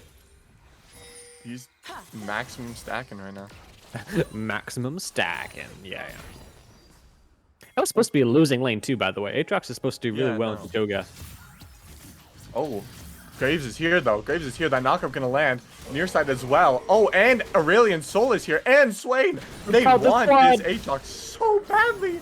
They want him so bad. Oh Nom, my nom, god, nom, the root nom, landing nom, with nom, nom, nom. everything. Oh my gosh. 3 stacks. The teams traded sides. 4 on the bot side, 4 on the top side, just sacrificing that member of that team. Oh dear. But still worth it because Cho'Gath got another ult stack on a champion. Oh my god. I'm telling you, 8,762. Well, if I had known he was going to feed on champions instead of minions, I don't... Oh, he'll back and get his hot steal. He just has an exotic diet of champions. That means they will be able to get the grub since they went to the top side with the Dragon Stone up, so we'll deny the 5 or 6 grub buff. And also getting a bunch of plates. This It's got to be another raid buff top laner, isn't it? Yeah, I mean, he's already 1,000 gold up on this Aatrox. I would say lore accurate Cho'Gath, except he doesn't have lore, so I can't really actually confirm that. Lore I mean, technically, do we know like the supposed real height of Cho'Gath? No, because technically Cho'Gath doesn't even exist. Like, I think that's the meme about him. He literally has 0 lore. Like, it's worse than Shaco. If I have my lore knowledge correct. So what you're saying is to get a lore knowledge game, we need what happened to the Yo and what happened to the Cho'Gath. Instead, we'll just watch Graves die. Yeah, no, we'll just watch him disappear off the Oh, face you of the canceled the W! earth. Rakan wants him so badly. That ult landing, that charm going in perfectly to that W. Man, well played. Yep, I mean, that was that's very what I clean. expect from Fake Smile here. Like they have that they're the diamond player on their team. Oh, and as I say something, the bot lane is going in here, E flash away. I mean, how do you hit an Ezreal that has 3 dashes in a row? That's where you pick Ezreal. Oh, first out to my coming in. gosh. Bam! Oh my gosh, he's You know- stacking. He's stacking. See, this is why I should not have doubted him. He's hit like every single Q. That's why you go Yeah. after. If you're gonna hit every single Q, you might as well go after Shock. This is some pre-Korea tech right here. After Shock Cho'Gath. Yep. He is proving that he is definitely the okay, he had a free lane last time, but he's proving he does not need a free lane to get ahead. No, he does And- not. That wait, knock-up landing again. Graves is here. He He's dead. wants another stack. He wants another eat. Yeah, no. I think Aatrox is gone though. That TP though from behind. Echo trying to find something here. He does get the shutdown. That's Onto huge. the Cho'Gath. No, that is awesome. And as we speak of it, I think there's going to be a dive in the bot lane here. Flash away from the Rakan W. Good flash. It's going to be a battle against the same two people, isn't it? Top laner versus mid laner.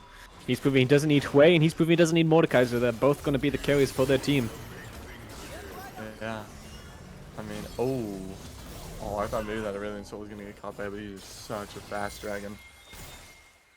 W can be very useful to get out of little skirmishes. Is he 1v2 it? Oh my gosh, this He has barrier ult. and Guardian is doing so much. The ult to dodge that Rakan ult as well. That knock of that W.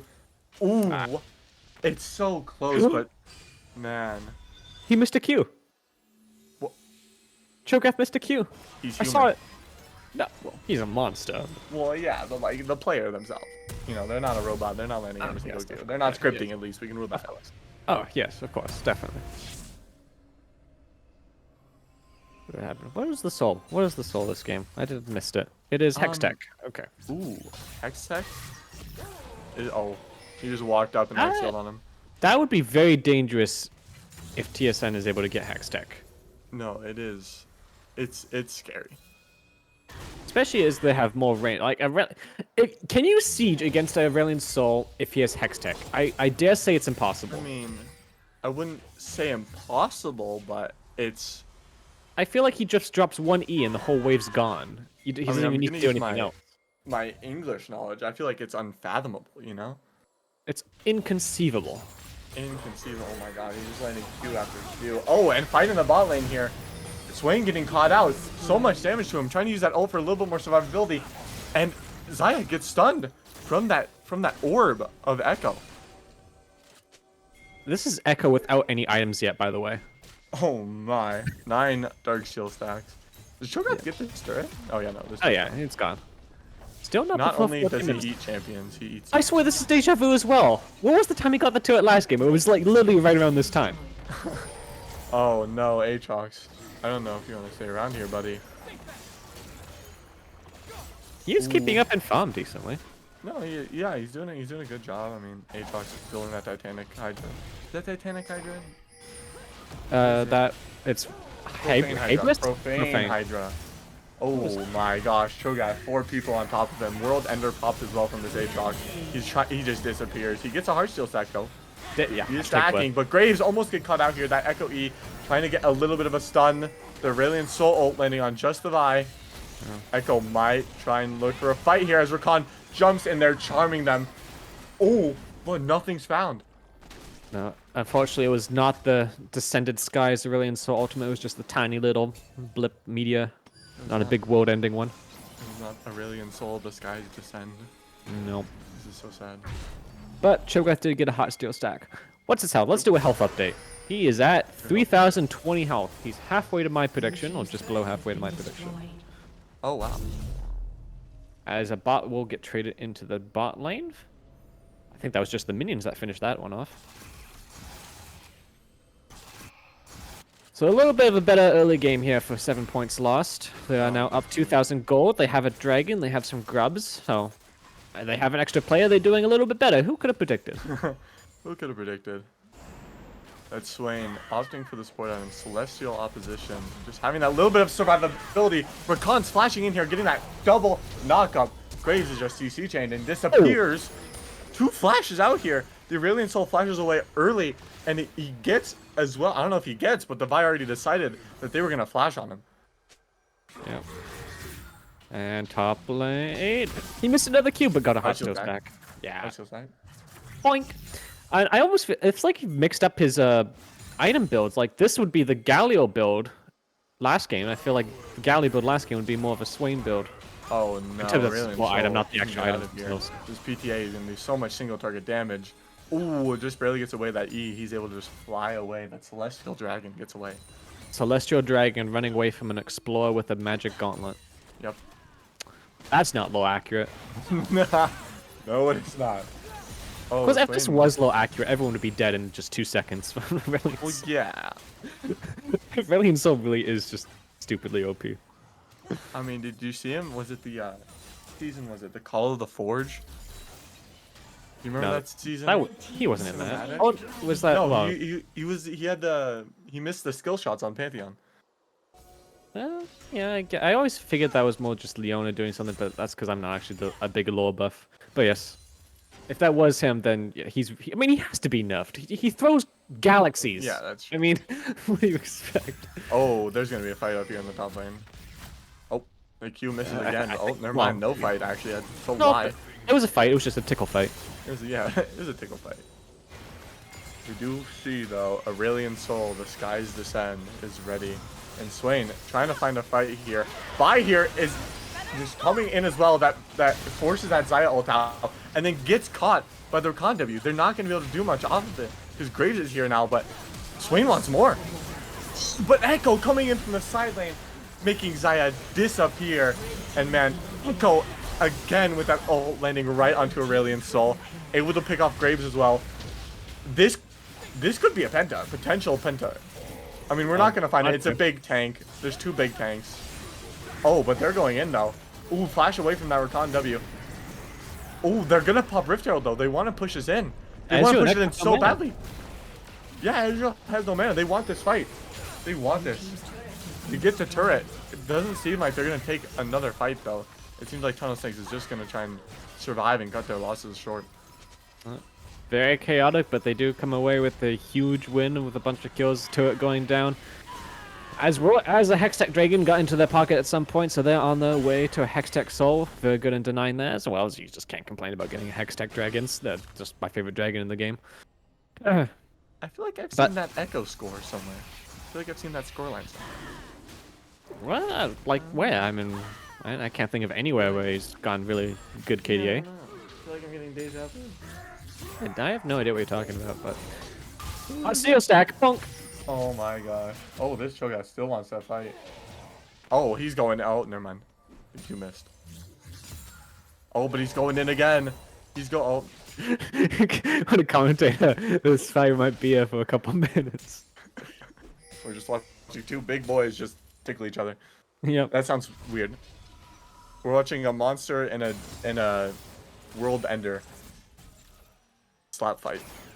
I think they both want to see the world end, ironically, but they disagree on how the world end. One needs to eat it, one needs to kill it. Exactly. They can't eat it without killing it. Yeah, why are they fighting? They should be friends. Yeah. Aatrox Cho'Gath should be friends. They just need to form a top lane connection and just farm. That Q's gonna land. Heavy Cho'Gath trying to. Never mind. Yeah, it's really hard to get on an Aatrox after Yeah. with the level 13, so his dash is on actually a decently low cooldown, and Cho'Gath kind of just waddles on his legs but can't get in range. No, he can't do much. Let's see. Hey. Aurelion Soul stacking. Oh, Aurelion Soul. There's a Vi here, buddy. And an Echo. if he gets caught out there, that's very rough. I think he's doing Vi. okay on stacks, but his tier is still a long way from completion. So really, they're just looking to just continue to scale up. I think they probably should just drop this next dragon even and just not contest it and just again focus on the scaling. Like I mean, they're not going to win team fights right now, right? They're 5,000 gold down, dragons down. Just get the Cerulean Soul to a late game point, and then you can probably fight. But until then, it's going to be very dangerous too. I mean, yeah, their whole goal is just to scale. They have the Aurelion Soul, they have the Cho'Gath. They just want to scale. Yeah. Oh, they could get it as my. well. They could kill Vi as we switch down to the bot lane where we see Aurelion Soul disappear. Definitely not more accurate. Yeah, that's just a Zomboy with a little, I don't even know what you call it, plastic tube, and he's losing to that? Okay. Ooh, Aatrox might get caught out here. He pops World Ender. He might look to fight this. Maybe try and get on the Graves and keep that World Ender up. He tries for it. He tries to Q Flash. It doesn't connect. The knockup from Cho'Gath is going to connect as well. Echo TP? Yeah, Echo TP coming in here. I think Graves is gone. Graves is gone. Oh, was that a missed flash? Oh, that's so unfortunate. Now Cho'Gath just looking to try and eat this Aatrox. He wants it. He's trying to get a nice snack here. He flashes in, but it's not enough. And look what Echo bought before that fighter. Mid just stack, but no, mid lane. Oh my gosh. Oh, mid lane as well. They're just comboing so well. That Rakan charm. He's just hitting them with his good looks. They're instantly charmed, and then they're in the air. I think that's a little bit of a disaster across the board for TSN. I'm not an expert necessarily, but I think 5 deaths everywhere on all sides of the map. Everyone saw bot lane and mid lane, and top lane and jungle and top lane. Does not bode well. Here we're going to get onto match. What's it called? Dragon Point. Wait, what? Called? No, no. Soul Point, that's what it's called. I don't know if my brain's not working. Oh, there, Aatrox could have, not Aatrox, Aurelion Soul, they have too many A names. Aurelion Soul could have disappeared. Yeah, I agree with that. And he's getting the talent on the top side as well. And Oh, Graves is a level 14 Echo on top of you, man. I hate to be the bearer of bad news. You're disappearing. And that is 22 Magi stacks. But the Swain flank on the Aatrox? Swain flank on Aatrox. As you say it, could happen. Well, not could happen, it did happen. Oh, but he just get away. Ooh, Echo going in from behind, trying to kill his. Where did her health go? Where did he go? He didn't Echo know. just disappears as well. As I say it, the Xayah disappears as well. The Ezreal ult coming in from nowhere and able to snipe out the Xayah. They're still looking for a fight here. They want this. Aatrox is trying to find something here. Ezreal able to get that kill on the Swain. As we see the Cho'Gath fighting for his life. All he wants to do is just eat a snack, but he can't even do that. Oh, they still had the man advantage even with the Echo going down. Huge shutdown going over to the Aurelion Soul. I mean, that's kind of who you want to Evan on, but you still don't have the man advantage, and you're still down multi-thousands of gold. So you still lose the fight, and that's going to be a Baron given over. I mean, just looking at mid lane here, I'm doing the calculations in my head. I think that's a almost 4,000 gold difference. Yep, that would That be is. just over 4,000 gold difference on the mid lane alone.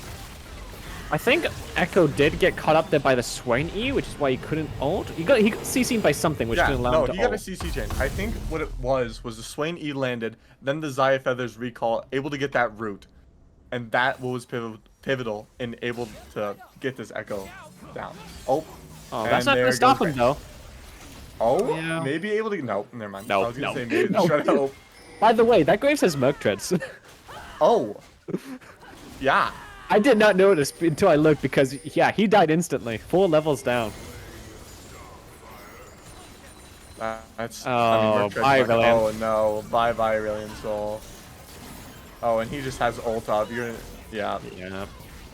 This is. Oh my gosh, Oh. and that Q damage from Ezreal. Rakan's in here as well. No, that's not more accurate.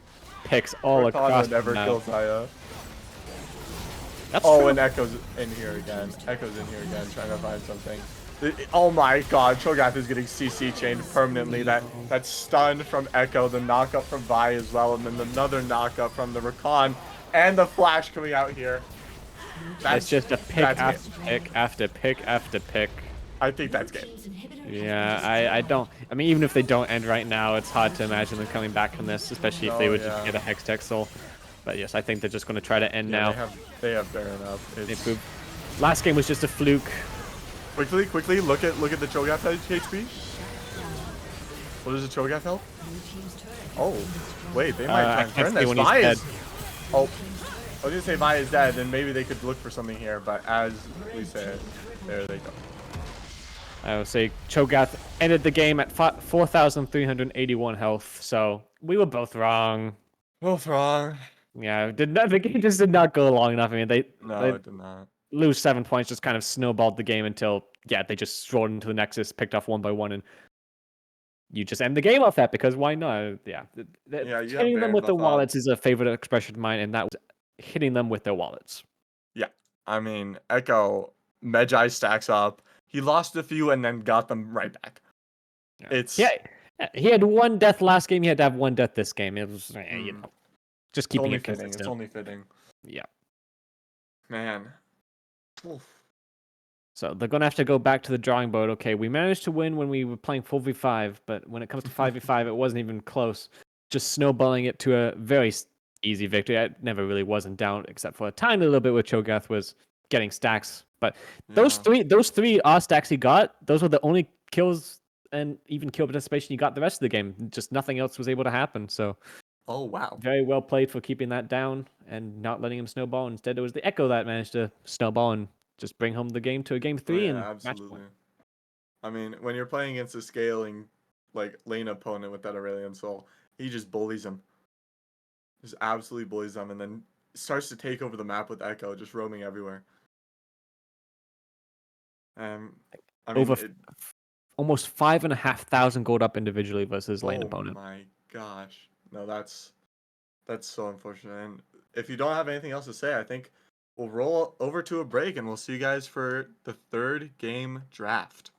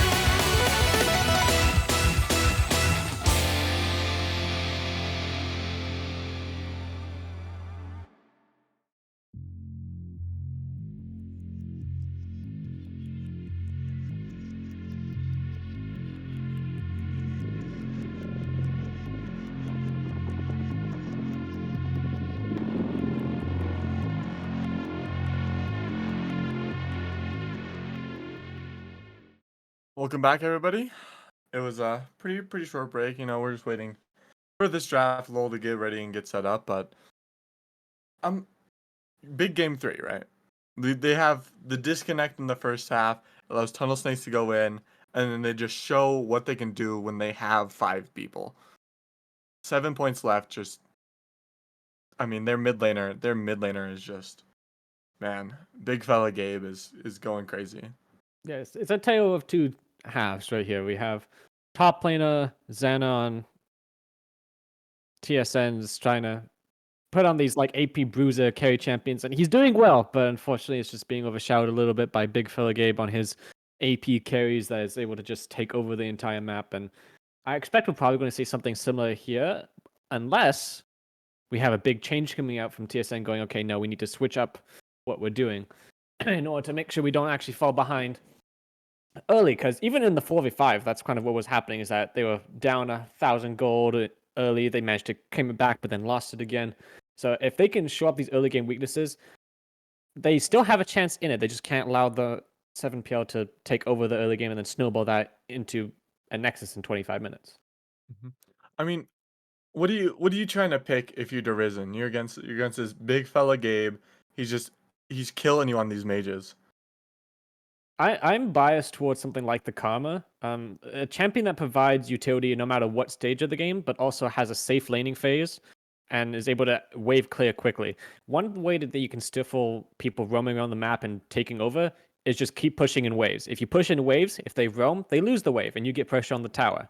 So even if they do get something successful, like let's say they went top and get a kill, okay, but that means they lost a wave mid and maybe you can get a plate off it. So actually the gold value is still about even. So even though you may feel like you're getting behind in kills, you're not actually losing that much of a gold. So something that can push in waves, like maybe even a Twisted Fade or Syndra, something that can stop the stifling of the pressure. You don't want something like the Aurelion Soul that just has to sit there, wait for the wave to get pushed in, then you farm it up, and hopefully you get past 30 minutes. We'll just have to see what Derizen does. What he chooses. Maybe he takes the ego fight and goes mage against mage. We will find out shortly, but one thing we will not see is a Mumu, the sad mummy. He's already so lonely. We have to ban him. Come on. I know, it's just cruel, isn't it? Cruel I and feel like unusual. that's just mean. Yeah. Whenever someone That's bans a just- Mumu, I just feel so bad. But okay. that karma might be left, as you Karma's talked left about. open. Karma was banned the previous 2 games.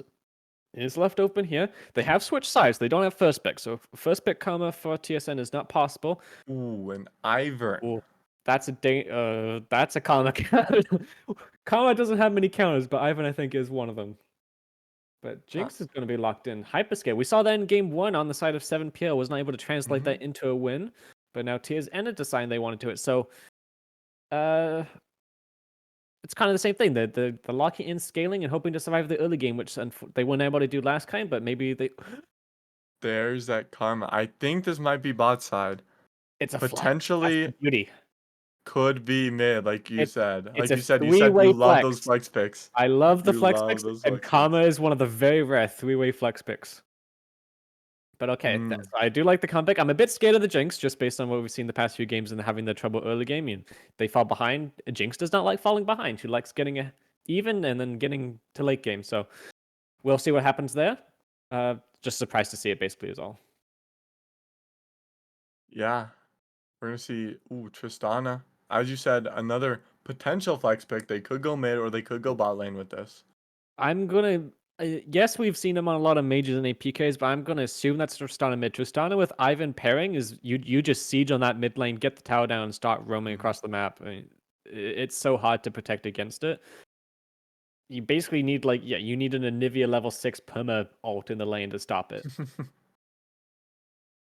Ooh, Blitzcrank. Okay. I want to see some crazy hooks come out here. I mean, we see Fake Smile just landing so many good engages, so many crazy stuff. I want to see if they can get even crazier on this Blitzcrank.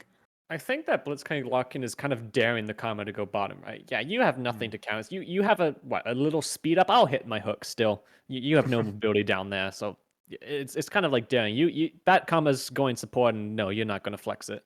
But they lock in that jungle, so they do keep the 3-way flex technically, and instead Well, I mean, unless they want to flex the Jarvan top, but I somehow doubt that. But it's going to be locked in, which is it's into Tristana, which is kind of, one of the counters to Yeah. Jarvan you kind of get out of it. But I I guess mean, they'll assume that they want some sort of lockdown, but we'll see. They they do think that Tristana's going bot with that ban. mm-hmm. Getting that big poke out, having that Zera, they will just continuously push in that bot lane, putting on that pressure. And then the Fizz, I can only imagine that they don't. This is just in case Tristana is in bot lane. I mean, it has to. They have to. I mean, they have to assume Tristana's going bot, and maybe he is. And maybe the Big Gabe doesn't play Tristana. We don't know necessarily, but I just think Tristana with an Ivan needs to go mid lane to have that huge pressure. I think it's Karma mid. Well, we definitely have one answer that is not support. It's not I'm support. really surprised to see it, which I do like. A Thresh into Blitzcrank is a lot better, I think, into Karma and the Blitzcrank, but we just have the Battle of the Hooks, which you always love to see, right? Mm-hmm. We're going to get our answer to see if this Tristana is going to go. That means I have to blind pick the top laner, though. Yeah, that Based on what I did last time, I think I want to go something that's a bit more on the tank side. Corki mid lane. That Okay. is gonna be a Tristana lane.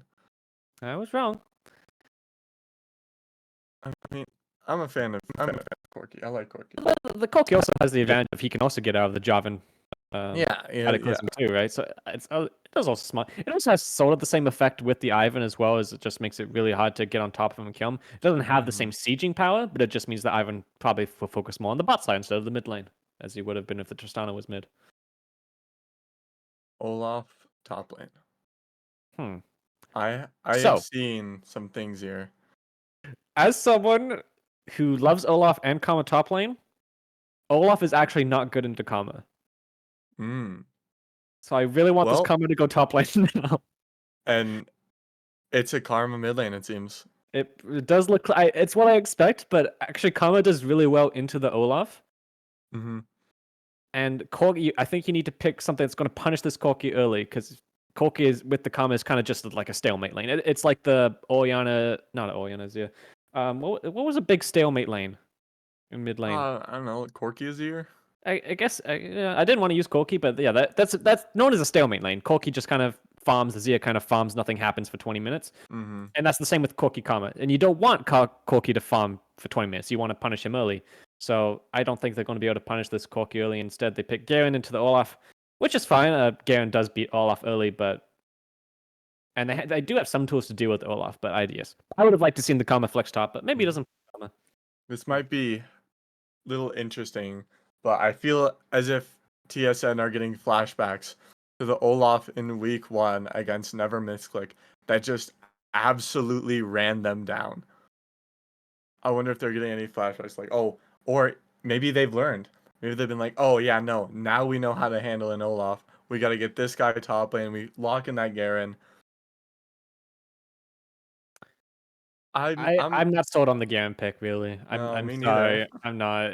There's an Ivan. They have huge mobility on both their carries that can go over walls, which Garen hates walls, Yeah. and an Olaf, which if you beat him, sure. I mean, Garen. If Garen gets ahead of Olaf, Olaf cannot do anything versus Garen. But if you go even, Garen, Olaf gets to 2 or 3 items, then you can't do anything versus the Olaf. So unless you Cataclysm him, he is just going to completely run over this team. Yeah, it's gonna be a rough game, but definitely an interesting game to watch. We spoke of the prophecy of the Karma mid, and it came true. Someone's listening in. They're listening to the stream. I think with that, we will get this spectator delay underway, and I think we're gonna head to a break. We'll see you guys in the Summoner's Rift.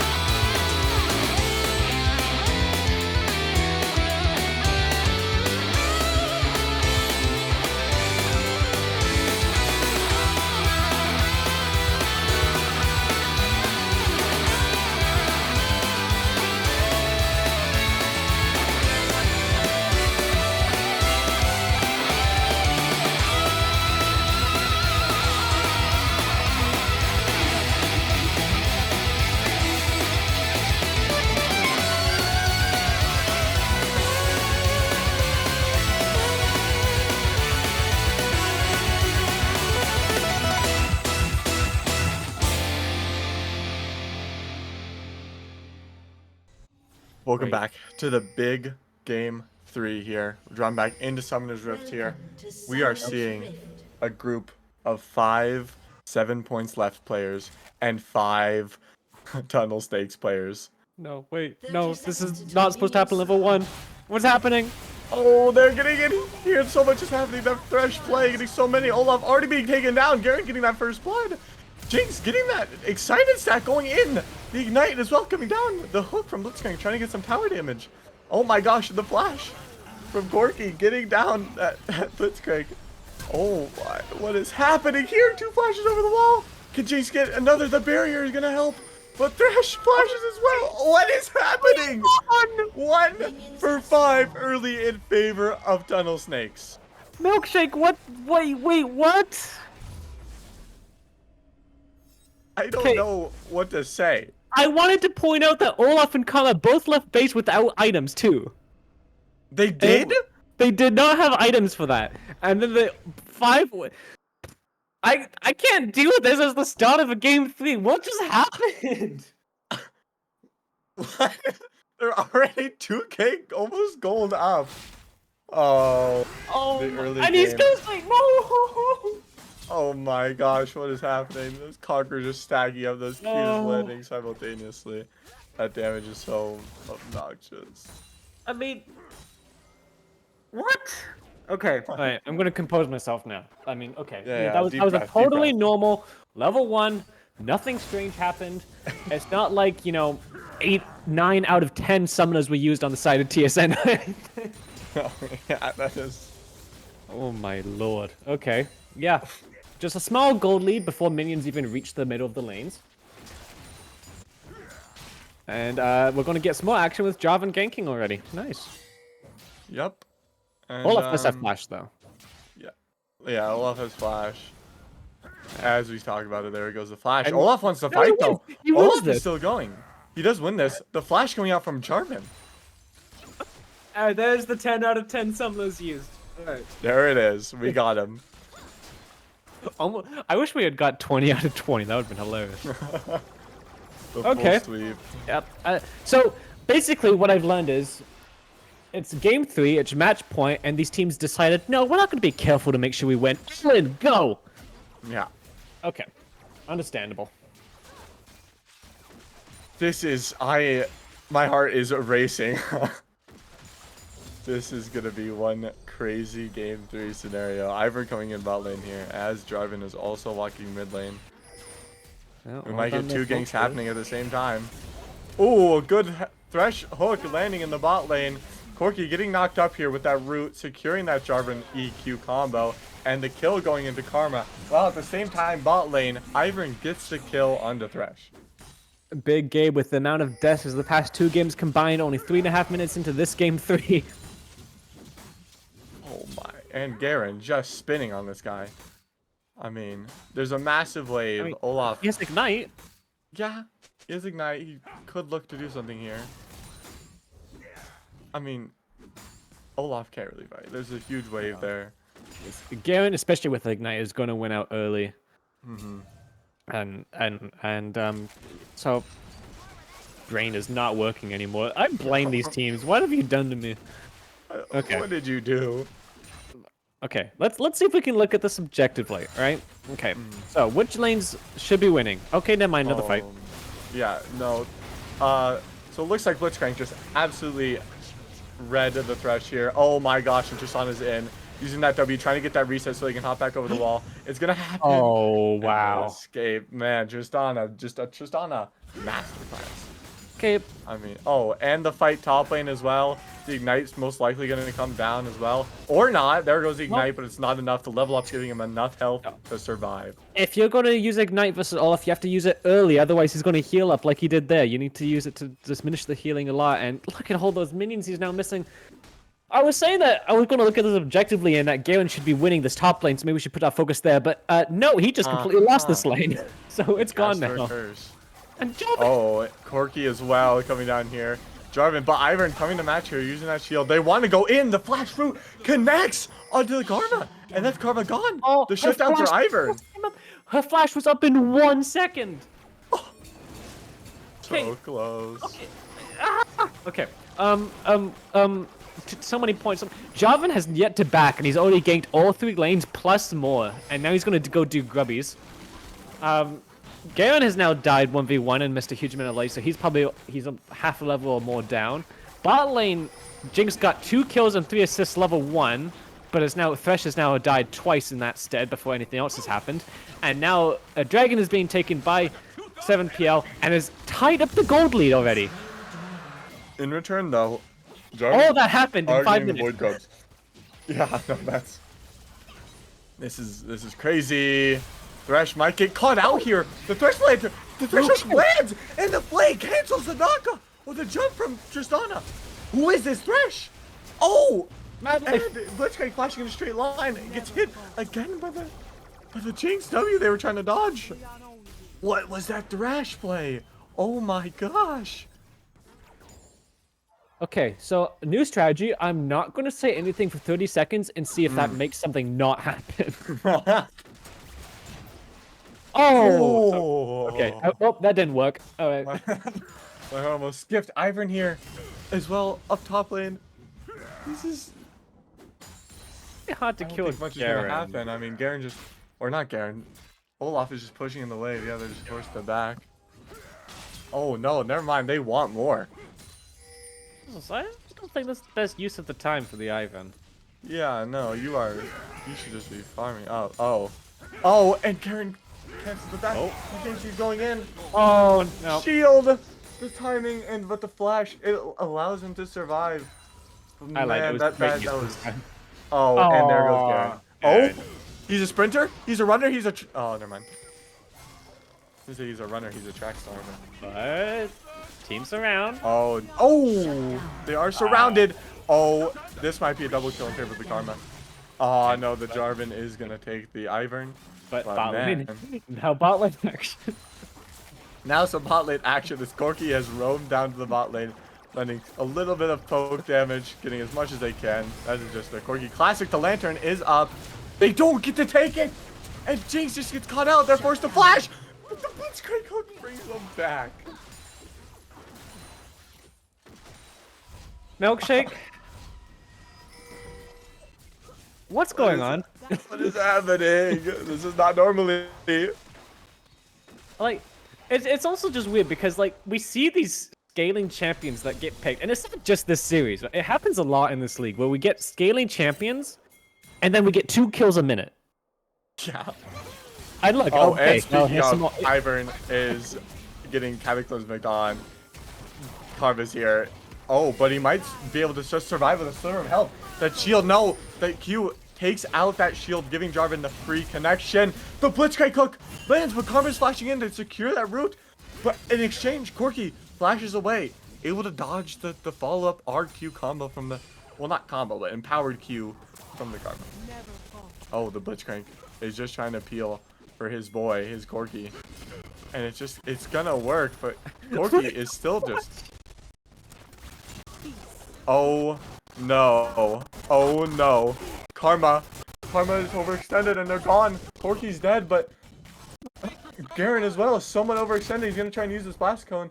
He is gonna get away. Iwa there as well to make sure he gets away with a good lantern. What is happening?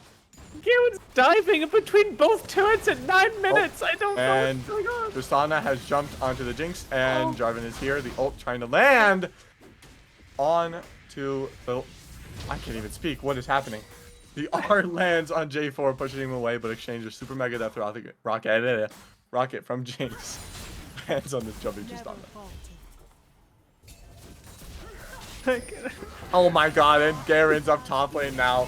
They're looking for a fight. They're trying to kill this Olaf. He's healing so much. They can't skill shot. He flashes over, and he survives. Is it safe to come out yet? I think so. It's calm down. Okay. So based on the past 3 minutes of non-stop action, what are the game plan? What is the game plan for? I feel like literally this is kind of a solo queue match in both these teams of let's just try to kill the enemy as many times as possible. There's no objective control. There's no scaling for a certain item breakpoints. It's literally just see enemy, shoot enemy, kill enemy, and hope it works. Yeah, this is That's just the game fight plan in both these enemies. after fight after fight. This is like the underground boxing arena of League games. This is just a slugfest. Okay, Corki has a package. The first package of the game. Is he going to use it to secure Grubbies? Because they did not get the first 3. Or are they going to save it for this next dragon? Or are they going to use it just to get a kill? I'm judging how this game is going. They're going for a kill, in my opinion. It's been so peaceful for like a whole minute, though. Nothing's happened. Ooh. I We're can actually just finally trading talk and objectives. understand. Wait, no. He is going to contest. It's Corki 1v4. Oh, Corki 1v4 with the package. Could he try something here? Could he go for an inventive steal? They do get the grubs in return for them doing this dragon. Okay. Doesn't get the steal. I mean, they have smite up. Yeah, they get the good smite. Okay. Oh. Okay. Never mind, I Everything's thought- fine. Everything's fine. What is? It's okay. No fight. Some time to breathe. But that means the objectives have gone down. He does not use the package yet, so that removes 2 of the 3 Oh wait, the package is gone. He used it. Oh, okay. Yeah, never mind. First package is a zilch. Nothing happened. So okay, we finally get the team fighting 2 of Corki, and nothing happens when he has it. Oh, Ivan's coming top lane. Garen doesn't know. He's just trying to get Dovan. Garen is trying to run away as fast as he can, but Ivan's here, landing that root. Daisy coming out as well. You just have an Olaf on top of you fighting. As Wait, well whoa. as this. Oh, okay. I don't know if that was a sidestep or a misclick from J4. I think that was a really nice sidestep. Yeah, no, that looked pretty clean. The J4 gets caught by an Ivan root. They might keep going for this. J4 staying. Oh, never mind, Corki he's doesn't running have away. any items. He only has the boots and a Warhammer. Karma mean- has that Malignance. Yeah, Malignant's up already. We got the Sundered Sky on J4. Oh, and top tower's gone. Has been destroyed. Yeah, that's what happens when Olaf gets really far ahead. He kind of just... And Garen goes and dives mid lane tier 2 at 9 minutes. You just kind of get the top tower. Wait, they want to fight this J4. They want to fight this Jarvan. They want to take this fight. Ivern is coming up. I think they win it, although Olaf doesn't have much mana, but no. Man, this is...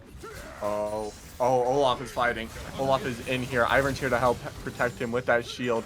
Garen using that phase result, trying to run away. Those Qs consistently landing though. That slow is so rough for Garen.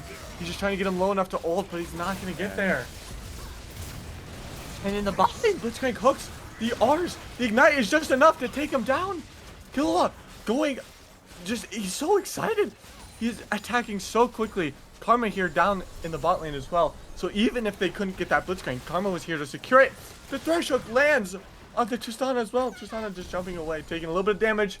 The TP rocket behind. misses. Oh, there's a TP behind. Oh, this is not good. This is a Corki. This is a Corki double kill here. If they go into the Tristana though, it's gonna be for Tristana. Tristana gets the double. The Corki TP, well timed, well executed.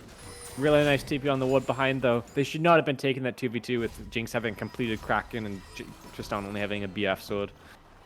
So a little bit of mistake on that part, but yes. Very good TP flank to pick up those 2 kills and some shutdown. Man, this early game looks so in favor for Tunnel Snakes. I mean, it was 1-5 at the beginning of the game, and now it's 12-12. They've evened it. Yeah. 7 points left, even have a gold lead on. I actually have not even looked at because I haven't had time to look at the gold. I've not had time to look Yeah. at the items. It's just been fights in every single aspect. Rift Held is now up. When is is there a way to tell if I click on? No, when do I see when the package is up? Is there no way of seeing when it's up? I don't know. Oh well, no package for it anyway. Might look for a hook here. Dodges the Thresh Hook in exchange. Olaf coming Tries to down. land a hook of his own, and he does land it on the Thresh. Thresh is in there trying to survive, but Olaf is in there, and he's trying to do as much as he can. As we see the Jinx rocket fly past. Yeah, neither AD carry down here for this. And as Jinx is the one that's further ahead, that's kind of going to be a benefit to 7PL for having the just team advantage. I mean, you'd much rather have the Tristana not here than the Jinx not here. They just want to secure this Rift Herald. I don't know if Tunnel Snakes want to fight this. I mean, you do have your Thresh back up. Oh, the Blitzcrank Hook lands on the Karma, and Karma's gone. The big Cataclysmic here finds 2, but it's just not enough damage. He's trying to burst on the split screen, but it's not enough. He sees the lantern on the ground. Daisy's on top of it. Daisy trolls him. Daisy can't take the lantern. But he gets away? He's alive. What is he alive from? What is he? How is? Big one. How is? Okay. Oh, big rocket landing from the Corki. How did he survive? Was it just the Sundered Sky giving him that little bit of health he needed to just walk away? I have to assume so, yeah.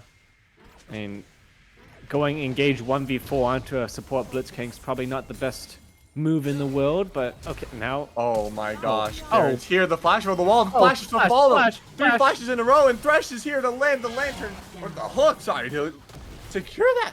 And now they want Rift Herald again, but they're gonna have to put up a fight now. Another 3v3. Olaf is trying to go in here off of that Ivern Q. It's gonna reset though. Oh It my resets. goodness. Oh my god. Okay, but Tristana is in the mid lane while Jinx is bot lane, so she's going to get that turret for free. So they should be able to secure the Rift Herald based off of that alone. Destroyed. But that is a they're lot gonna- of gold going to the Jinx. They are gonna exchange it for the dragon, it would seem. Ooh, Blitzwing Hook going in between the 2 field posts. It's probably the worst soul. I mean, Cloud Soul's good on Jinx, but it's not really all that useful. No, actually it is useful. Okay, I take it back. Cloud Soul would actually be pretty good for the TZN here. As long as they secure it. Okay. Yep, they do secure it. Blitzwing Hook just a little too late, but there's not much you can do against this fight. But what are they doing? There's champions. Kill the champions. They're walking away. We Let's- haven't had enough let's do fights. that. We need more. Yeah, it's only, 30 kills in 17 minutes. What's going on, guys? Yeah, what's happening? Red team's turret has been What is destroyed. happening? Well, they decided not to fight. That's not a sentence I thought I was going to say. Nope, they are in exchange just farming red side jungle. Actually, okay, here's an interesting question. With the changes of the season to the Rift Herald, where do you think it is most useful to you? Okay, never mind. Oh, fight happening. Blitzkrieg is in there so much. Olaf popping R, trying to find something that Cataclysmic landing on a few people, but it's not enough damage. As Garen walks down Xehanort, trying to do something here. The flash over the wall, but the Thresh follows it. The Jinx lands a good skill shot, what they needed, and Tristana jumps over the wall, trying to find that Jinx. That are coming down directly into an Ivern root. And Ivern is gonna fall as well. What is happening in this fight? Corki fighting Karma in this. It's what happened? So, wait, I'll just We wait for shouldn't him have to said die we here. needed more fights. We shouldn't have said we needed more Oh yeah, fights. we jinxed it totally. They listened. Okay. Okay, so as I was saying, with the changes to the Rift Herald this season, what do you think it is most useful to put it down? Because previously you'd get the first Rift Herald and you'd like always try to use it to get plates. But with the changes of this season of it just not being possible to get plates with it anymore, but also the increased gold you get locally from tier 2 turrets, is it more useful to open up the map by getting rid of the tier 1 turret, like getting rid of the last tier 1 turret bot, or using it to get a tier 2 lane top and put all that gold onto the Olaf or Corki or someone? I think at this point they just need to funnel as much gold into this Corki or Olaf as they can. So I'm thinking we take it, we go top lane, we get this Olaf in. You threaten the split push. They have to get off. You want to time this. You know, they have to get off their neutral objective so they don't lose their base, and then you go behind and you take it. I would agree, so That's especially fine. oh, Oh, hooked. Thresh getting hooked here. Gets knocked off. He might be able to survive. Just has enough tankiness to survive that encounter. That's Actually had Celestial a- opposition doing a lot. Oh, the timing. If you threw a Q in the bush. I agree. The Rift Herald should probably be used top, and you should be putting Corki probably in the side lane anyway, and he can take towers decently well. Doesn't have any Sheen item, but still fine. But again, if it was Tristana mid, you would definitely put it in the side lane, because yes, Tristana can go on those side lanes and take turrets without the Rift quite easily. No, yeah, absolutely. But Karma is the one that's going to be splitting bot here. No one... Oh, Tristana's going down to Contesta, but Karma has TP, Tristana doesn't, so anything breaks out, they're going to have the main advantage. Just, Oh, ow. That was a big one. oh, that hurts a lot. I mean, Corki already has that Manamune leveled up. Like, and the Malignance as well. It's just Corki hits you with a rocket and you're sad. So Jinx is almost 2,000 gold up on Tristana. Corki's about 1,000 gold up on the Karma. and Olaf is 1,500 up on the Olaf. So it's kind of mixed around. So even though there's a lead on the side of 7PL, it's still most important on the Jinx that has the gold lead. And actually, who has the most Yeah. gold in the game right now? I think it is the Olaf. It is. Tristana might get caught out here, depending if they want to, or Cataclysmic landing and then flashing out of it. Good Tristana flash. If they do not, they are gone. But Blitzcrank is here. They want Corki's this coming down fight. with package. G4 is going to get knocked up, connected. The hook back in. He's forced to take a fight, and he does not win. Tristana is stacking up, and Corki is here. Tristana jumping in, doing some damage, doing that lethal tempo proc, just absolutely obliterating this Karma. Well, if we look at mid lane, Jinx is just pushing down and get 2 turrets, and there's a huge influx of gold onto it. Again, this is the person that's going to carry this game. No one else is going to be able to carry this game except this Jinx. So, yes, you just kind of threw away 2 kills on the bot side of the map, but honestly, that's completely fine with the amount of gold that just went on the Jinx. Oh, Olaf is ghosted in here. He's standing onto the lantern, so Oh, Jinx wow. cannot get to it. And oh my lord, there goes Thresh as well. Olaf No, just it's not worth decided, it. you know, you guys have lived too long. It's time to get over with. Yeah, you just got Olaf. Yep. I mean, good play there as well, standing on the Thresh lantern. Jinx can't even get on it. Remember when that like used to be a groundbreaking invention of stopping people from breaking Yeah. the lantern? Yeah, Now it's just happened stand like on 3 it. times this game already. Just stand on it, forehead. Oh, the flash in here from Garen trying to chase down this Corki. Flash coming out from Corki, trying to dodge as much damage as they can. Yeah, that's going to be the Cloud Dragon going over to 7PL, so no soul point coming out for TSN. No. And that's going to lead to some really dangerous things. Yes, they had such a good start with not a pentakill, but 5 kills or 2 kills, 3 assists going on to the Jinx, and you know that's you can't ask for a better start. And it's all slowly falling apart here. They just keep getting out team fought, out macroed around. Oh, speaking of, big fight coming in here. Tristana coming in the side, trying to poke at Jarvan as much as they can. Jarvan landing onto the Olaf, trying to plink him down. Olaf staying alive, but the Garen ult smites him down. And Jinx is getting excited. Oh, the Thresh getting in here as well. No, Jinx is just absolutely running them down. Ooh. You flash, but you cannot escape an excited Jinx with Ghost. You cannot escape. You cannot escape Corki. Oh, Corki trying to turn to try and get the kill. Oh, as you say that Jinx, you want that gold on that Jinx, and she just got an influx. Did I just say they've been keep getting out team fought and out skirmish, and then they just win a huge team fight and skirmish? Like, I'm sorry. I know I didn't believe in caster curses, but I guess I do now. I mean, Corki was not there for the entirety of that fight. He arrived way too late just to get run down by an excited Jinx, and that's a huge though. They were down 2,000 gold, now they're up 2,000. No, this one fight is completely sworn the tide. Like I said, Jinx decided, you know, it's time I go to the bank. I need to take out some money, and they are just farm. They just farm 7 points left. They say that you can make 10 mistakes before 20 minutes, and okay, you lose some advantage, you lose some gold, but it doesn't end the game. You make 1 mistake at 23 minutes, boom, you just lost a 6,000 gold to your enemy team or something. And it's just a huge swing. So 1 mistake is worth as much as 10, even though it just came 5 minutes later. Yeah, this has just been fights nonstop. And you also saw in that fight also, it probably made a huge impact, was that Jarvan altered during the Blitz Hook, so it cancelled the Blitz Hook, so it wasn't able to get burst down because he was stuck in the Cataclysm, and no one could get onto him. So it just also, that also made just a huge difference and was a really clutch factor. But now, at 7PL, what do? You felt like this whole game was in your hands. Oh, we flubbed the early game, and you slowly clawed your way back. You crawled your way back. Oh, we have a gold lead. Oh, we're on the front foot. Oh, wait, now suddenly, oh, we're not. Oh. Okay, let's fight again. That's what Jarvan we'll gets do. hooked here. Yeah, we're going for a big fight. They're trying to line up. J4 trying to get to the lantern. What? Just EQ's out, but he jumps in, trying to get as many as he can to the cloud. The Gluzza. It's almost game! And Olaf is just ghosted, ulted, and he is in there.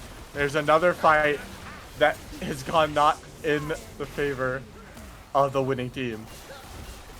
Oh my. And there goes Karma.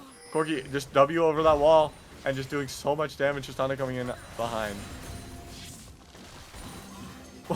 Okay. It's another New- fight that has turned the tides. New rule. I'm not going to talk about who's on the back foot because apparently whoever stays on the back foot is then going to tend to be on the front foot. Yeah. Yes, that Jarvan managed to actually get out, got the shield to keep him alive, but then went back in. Probably honestly might have been the right thing to do anyway, but yes, unfortunate that he probably thought he was going to die, so he's going to do something with what. Oh, my game crashed again. What life he had left, but ended up dying for it anyway. So, really unfortunate timing. Okay. Ooh. Wow, That just Olaf happened. dies to Garen, and Garen is just caught in the pit with no flash, but they can't do too much here. They're scared. They see the TP inbound. They see Jarvan. They've got to run.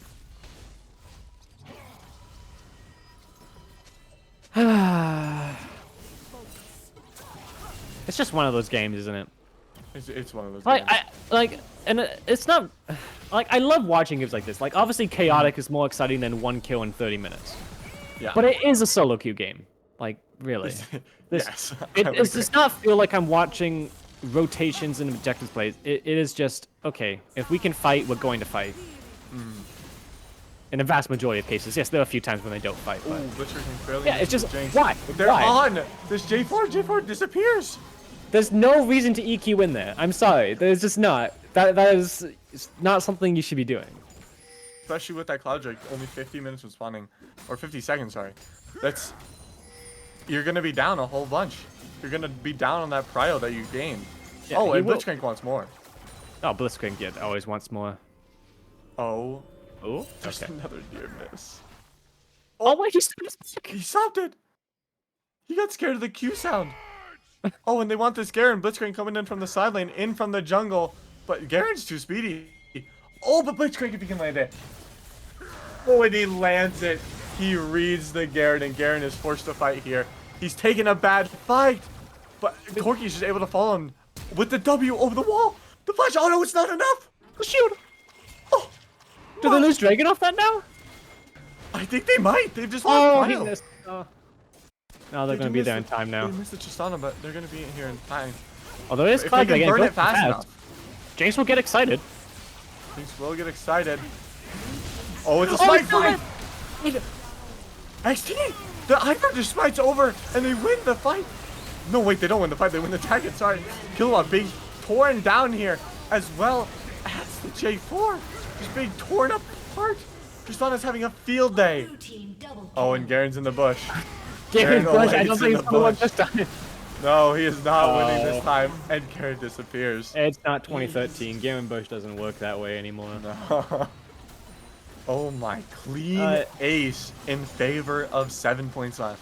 And you know, it's not like TSN hasn't had moments. I mean, they had that huge play at 23 minutes where they won the fight, got Baron.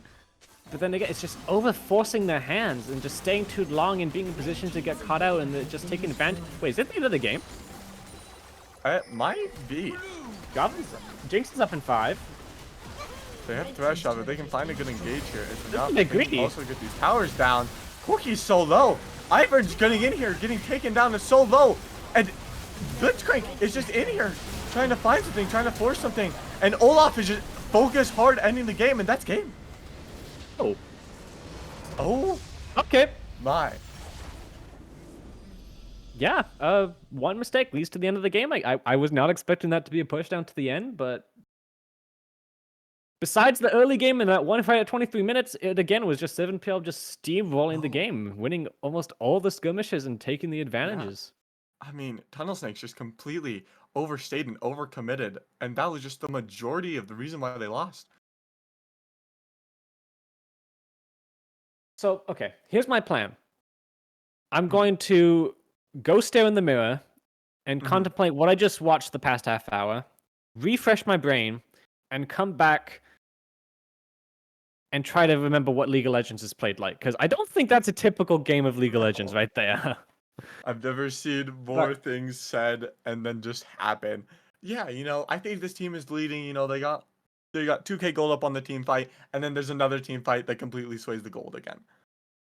It's supposed to work like that, is that? It's slow. Okay, we lost 2K gold at 1.5 minutes. Okay, we're going to climb our way up, and now we're 3K gold ahead. Oh, no, we're 2K gold down. All right, and now we end the game. And there's no breaks in between, right? It's over 2 kills a minute on average. It's non-stop action the whole time. That's, I mean,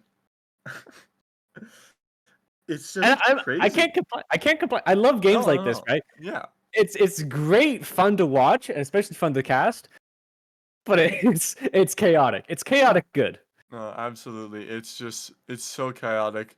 So much stuff is happening. It's it's so bold. Fun. So bold. All right. It seems like we are gonna have an interview with the jungler XT, the Ivern God himself, dare I say. We had what was he playing first game? I can tell you actually.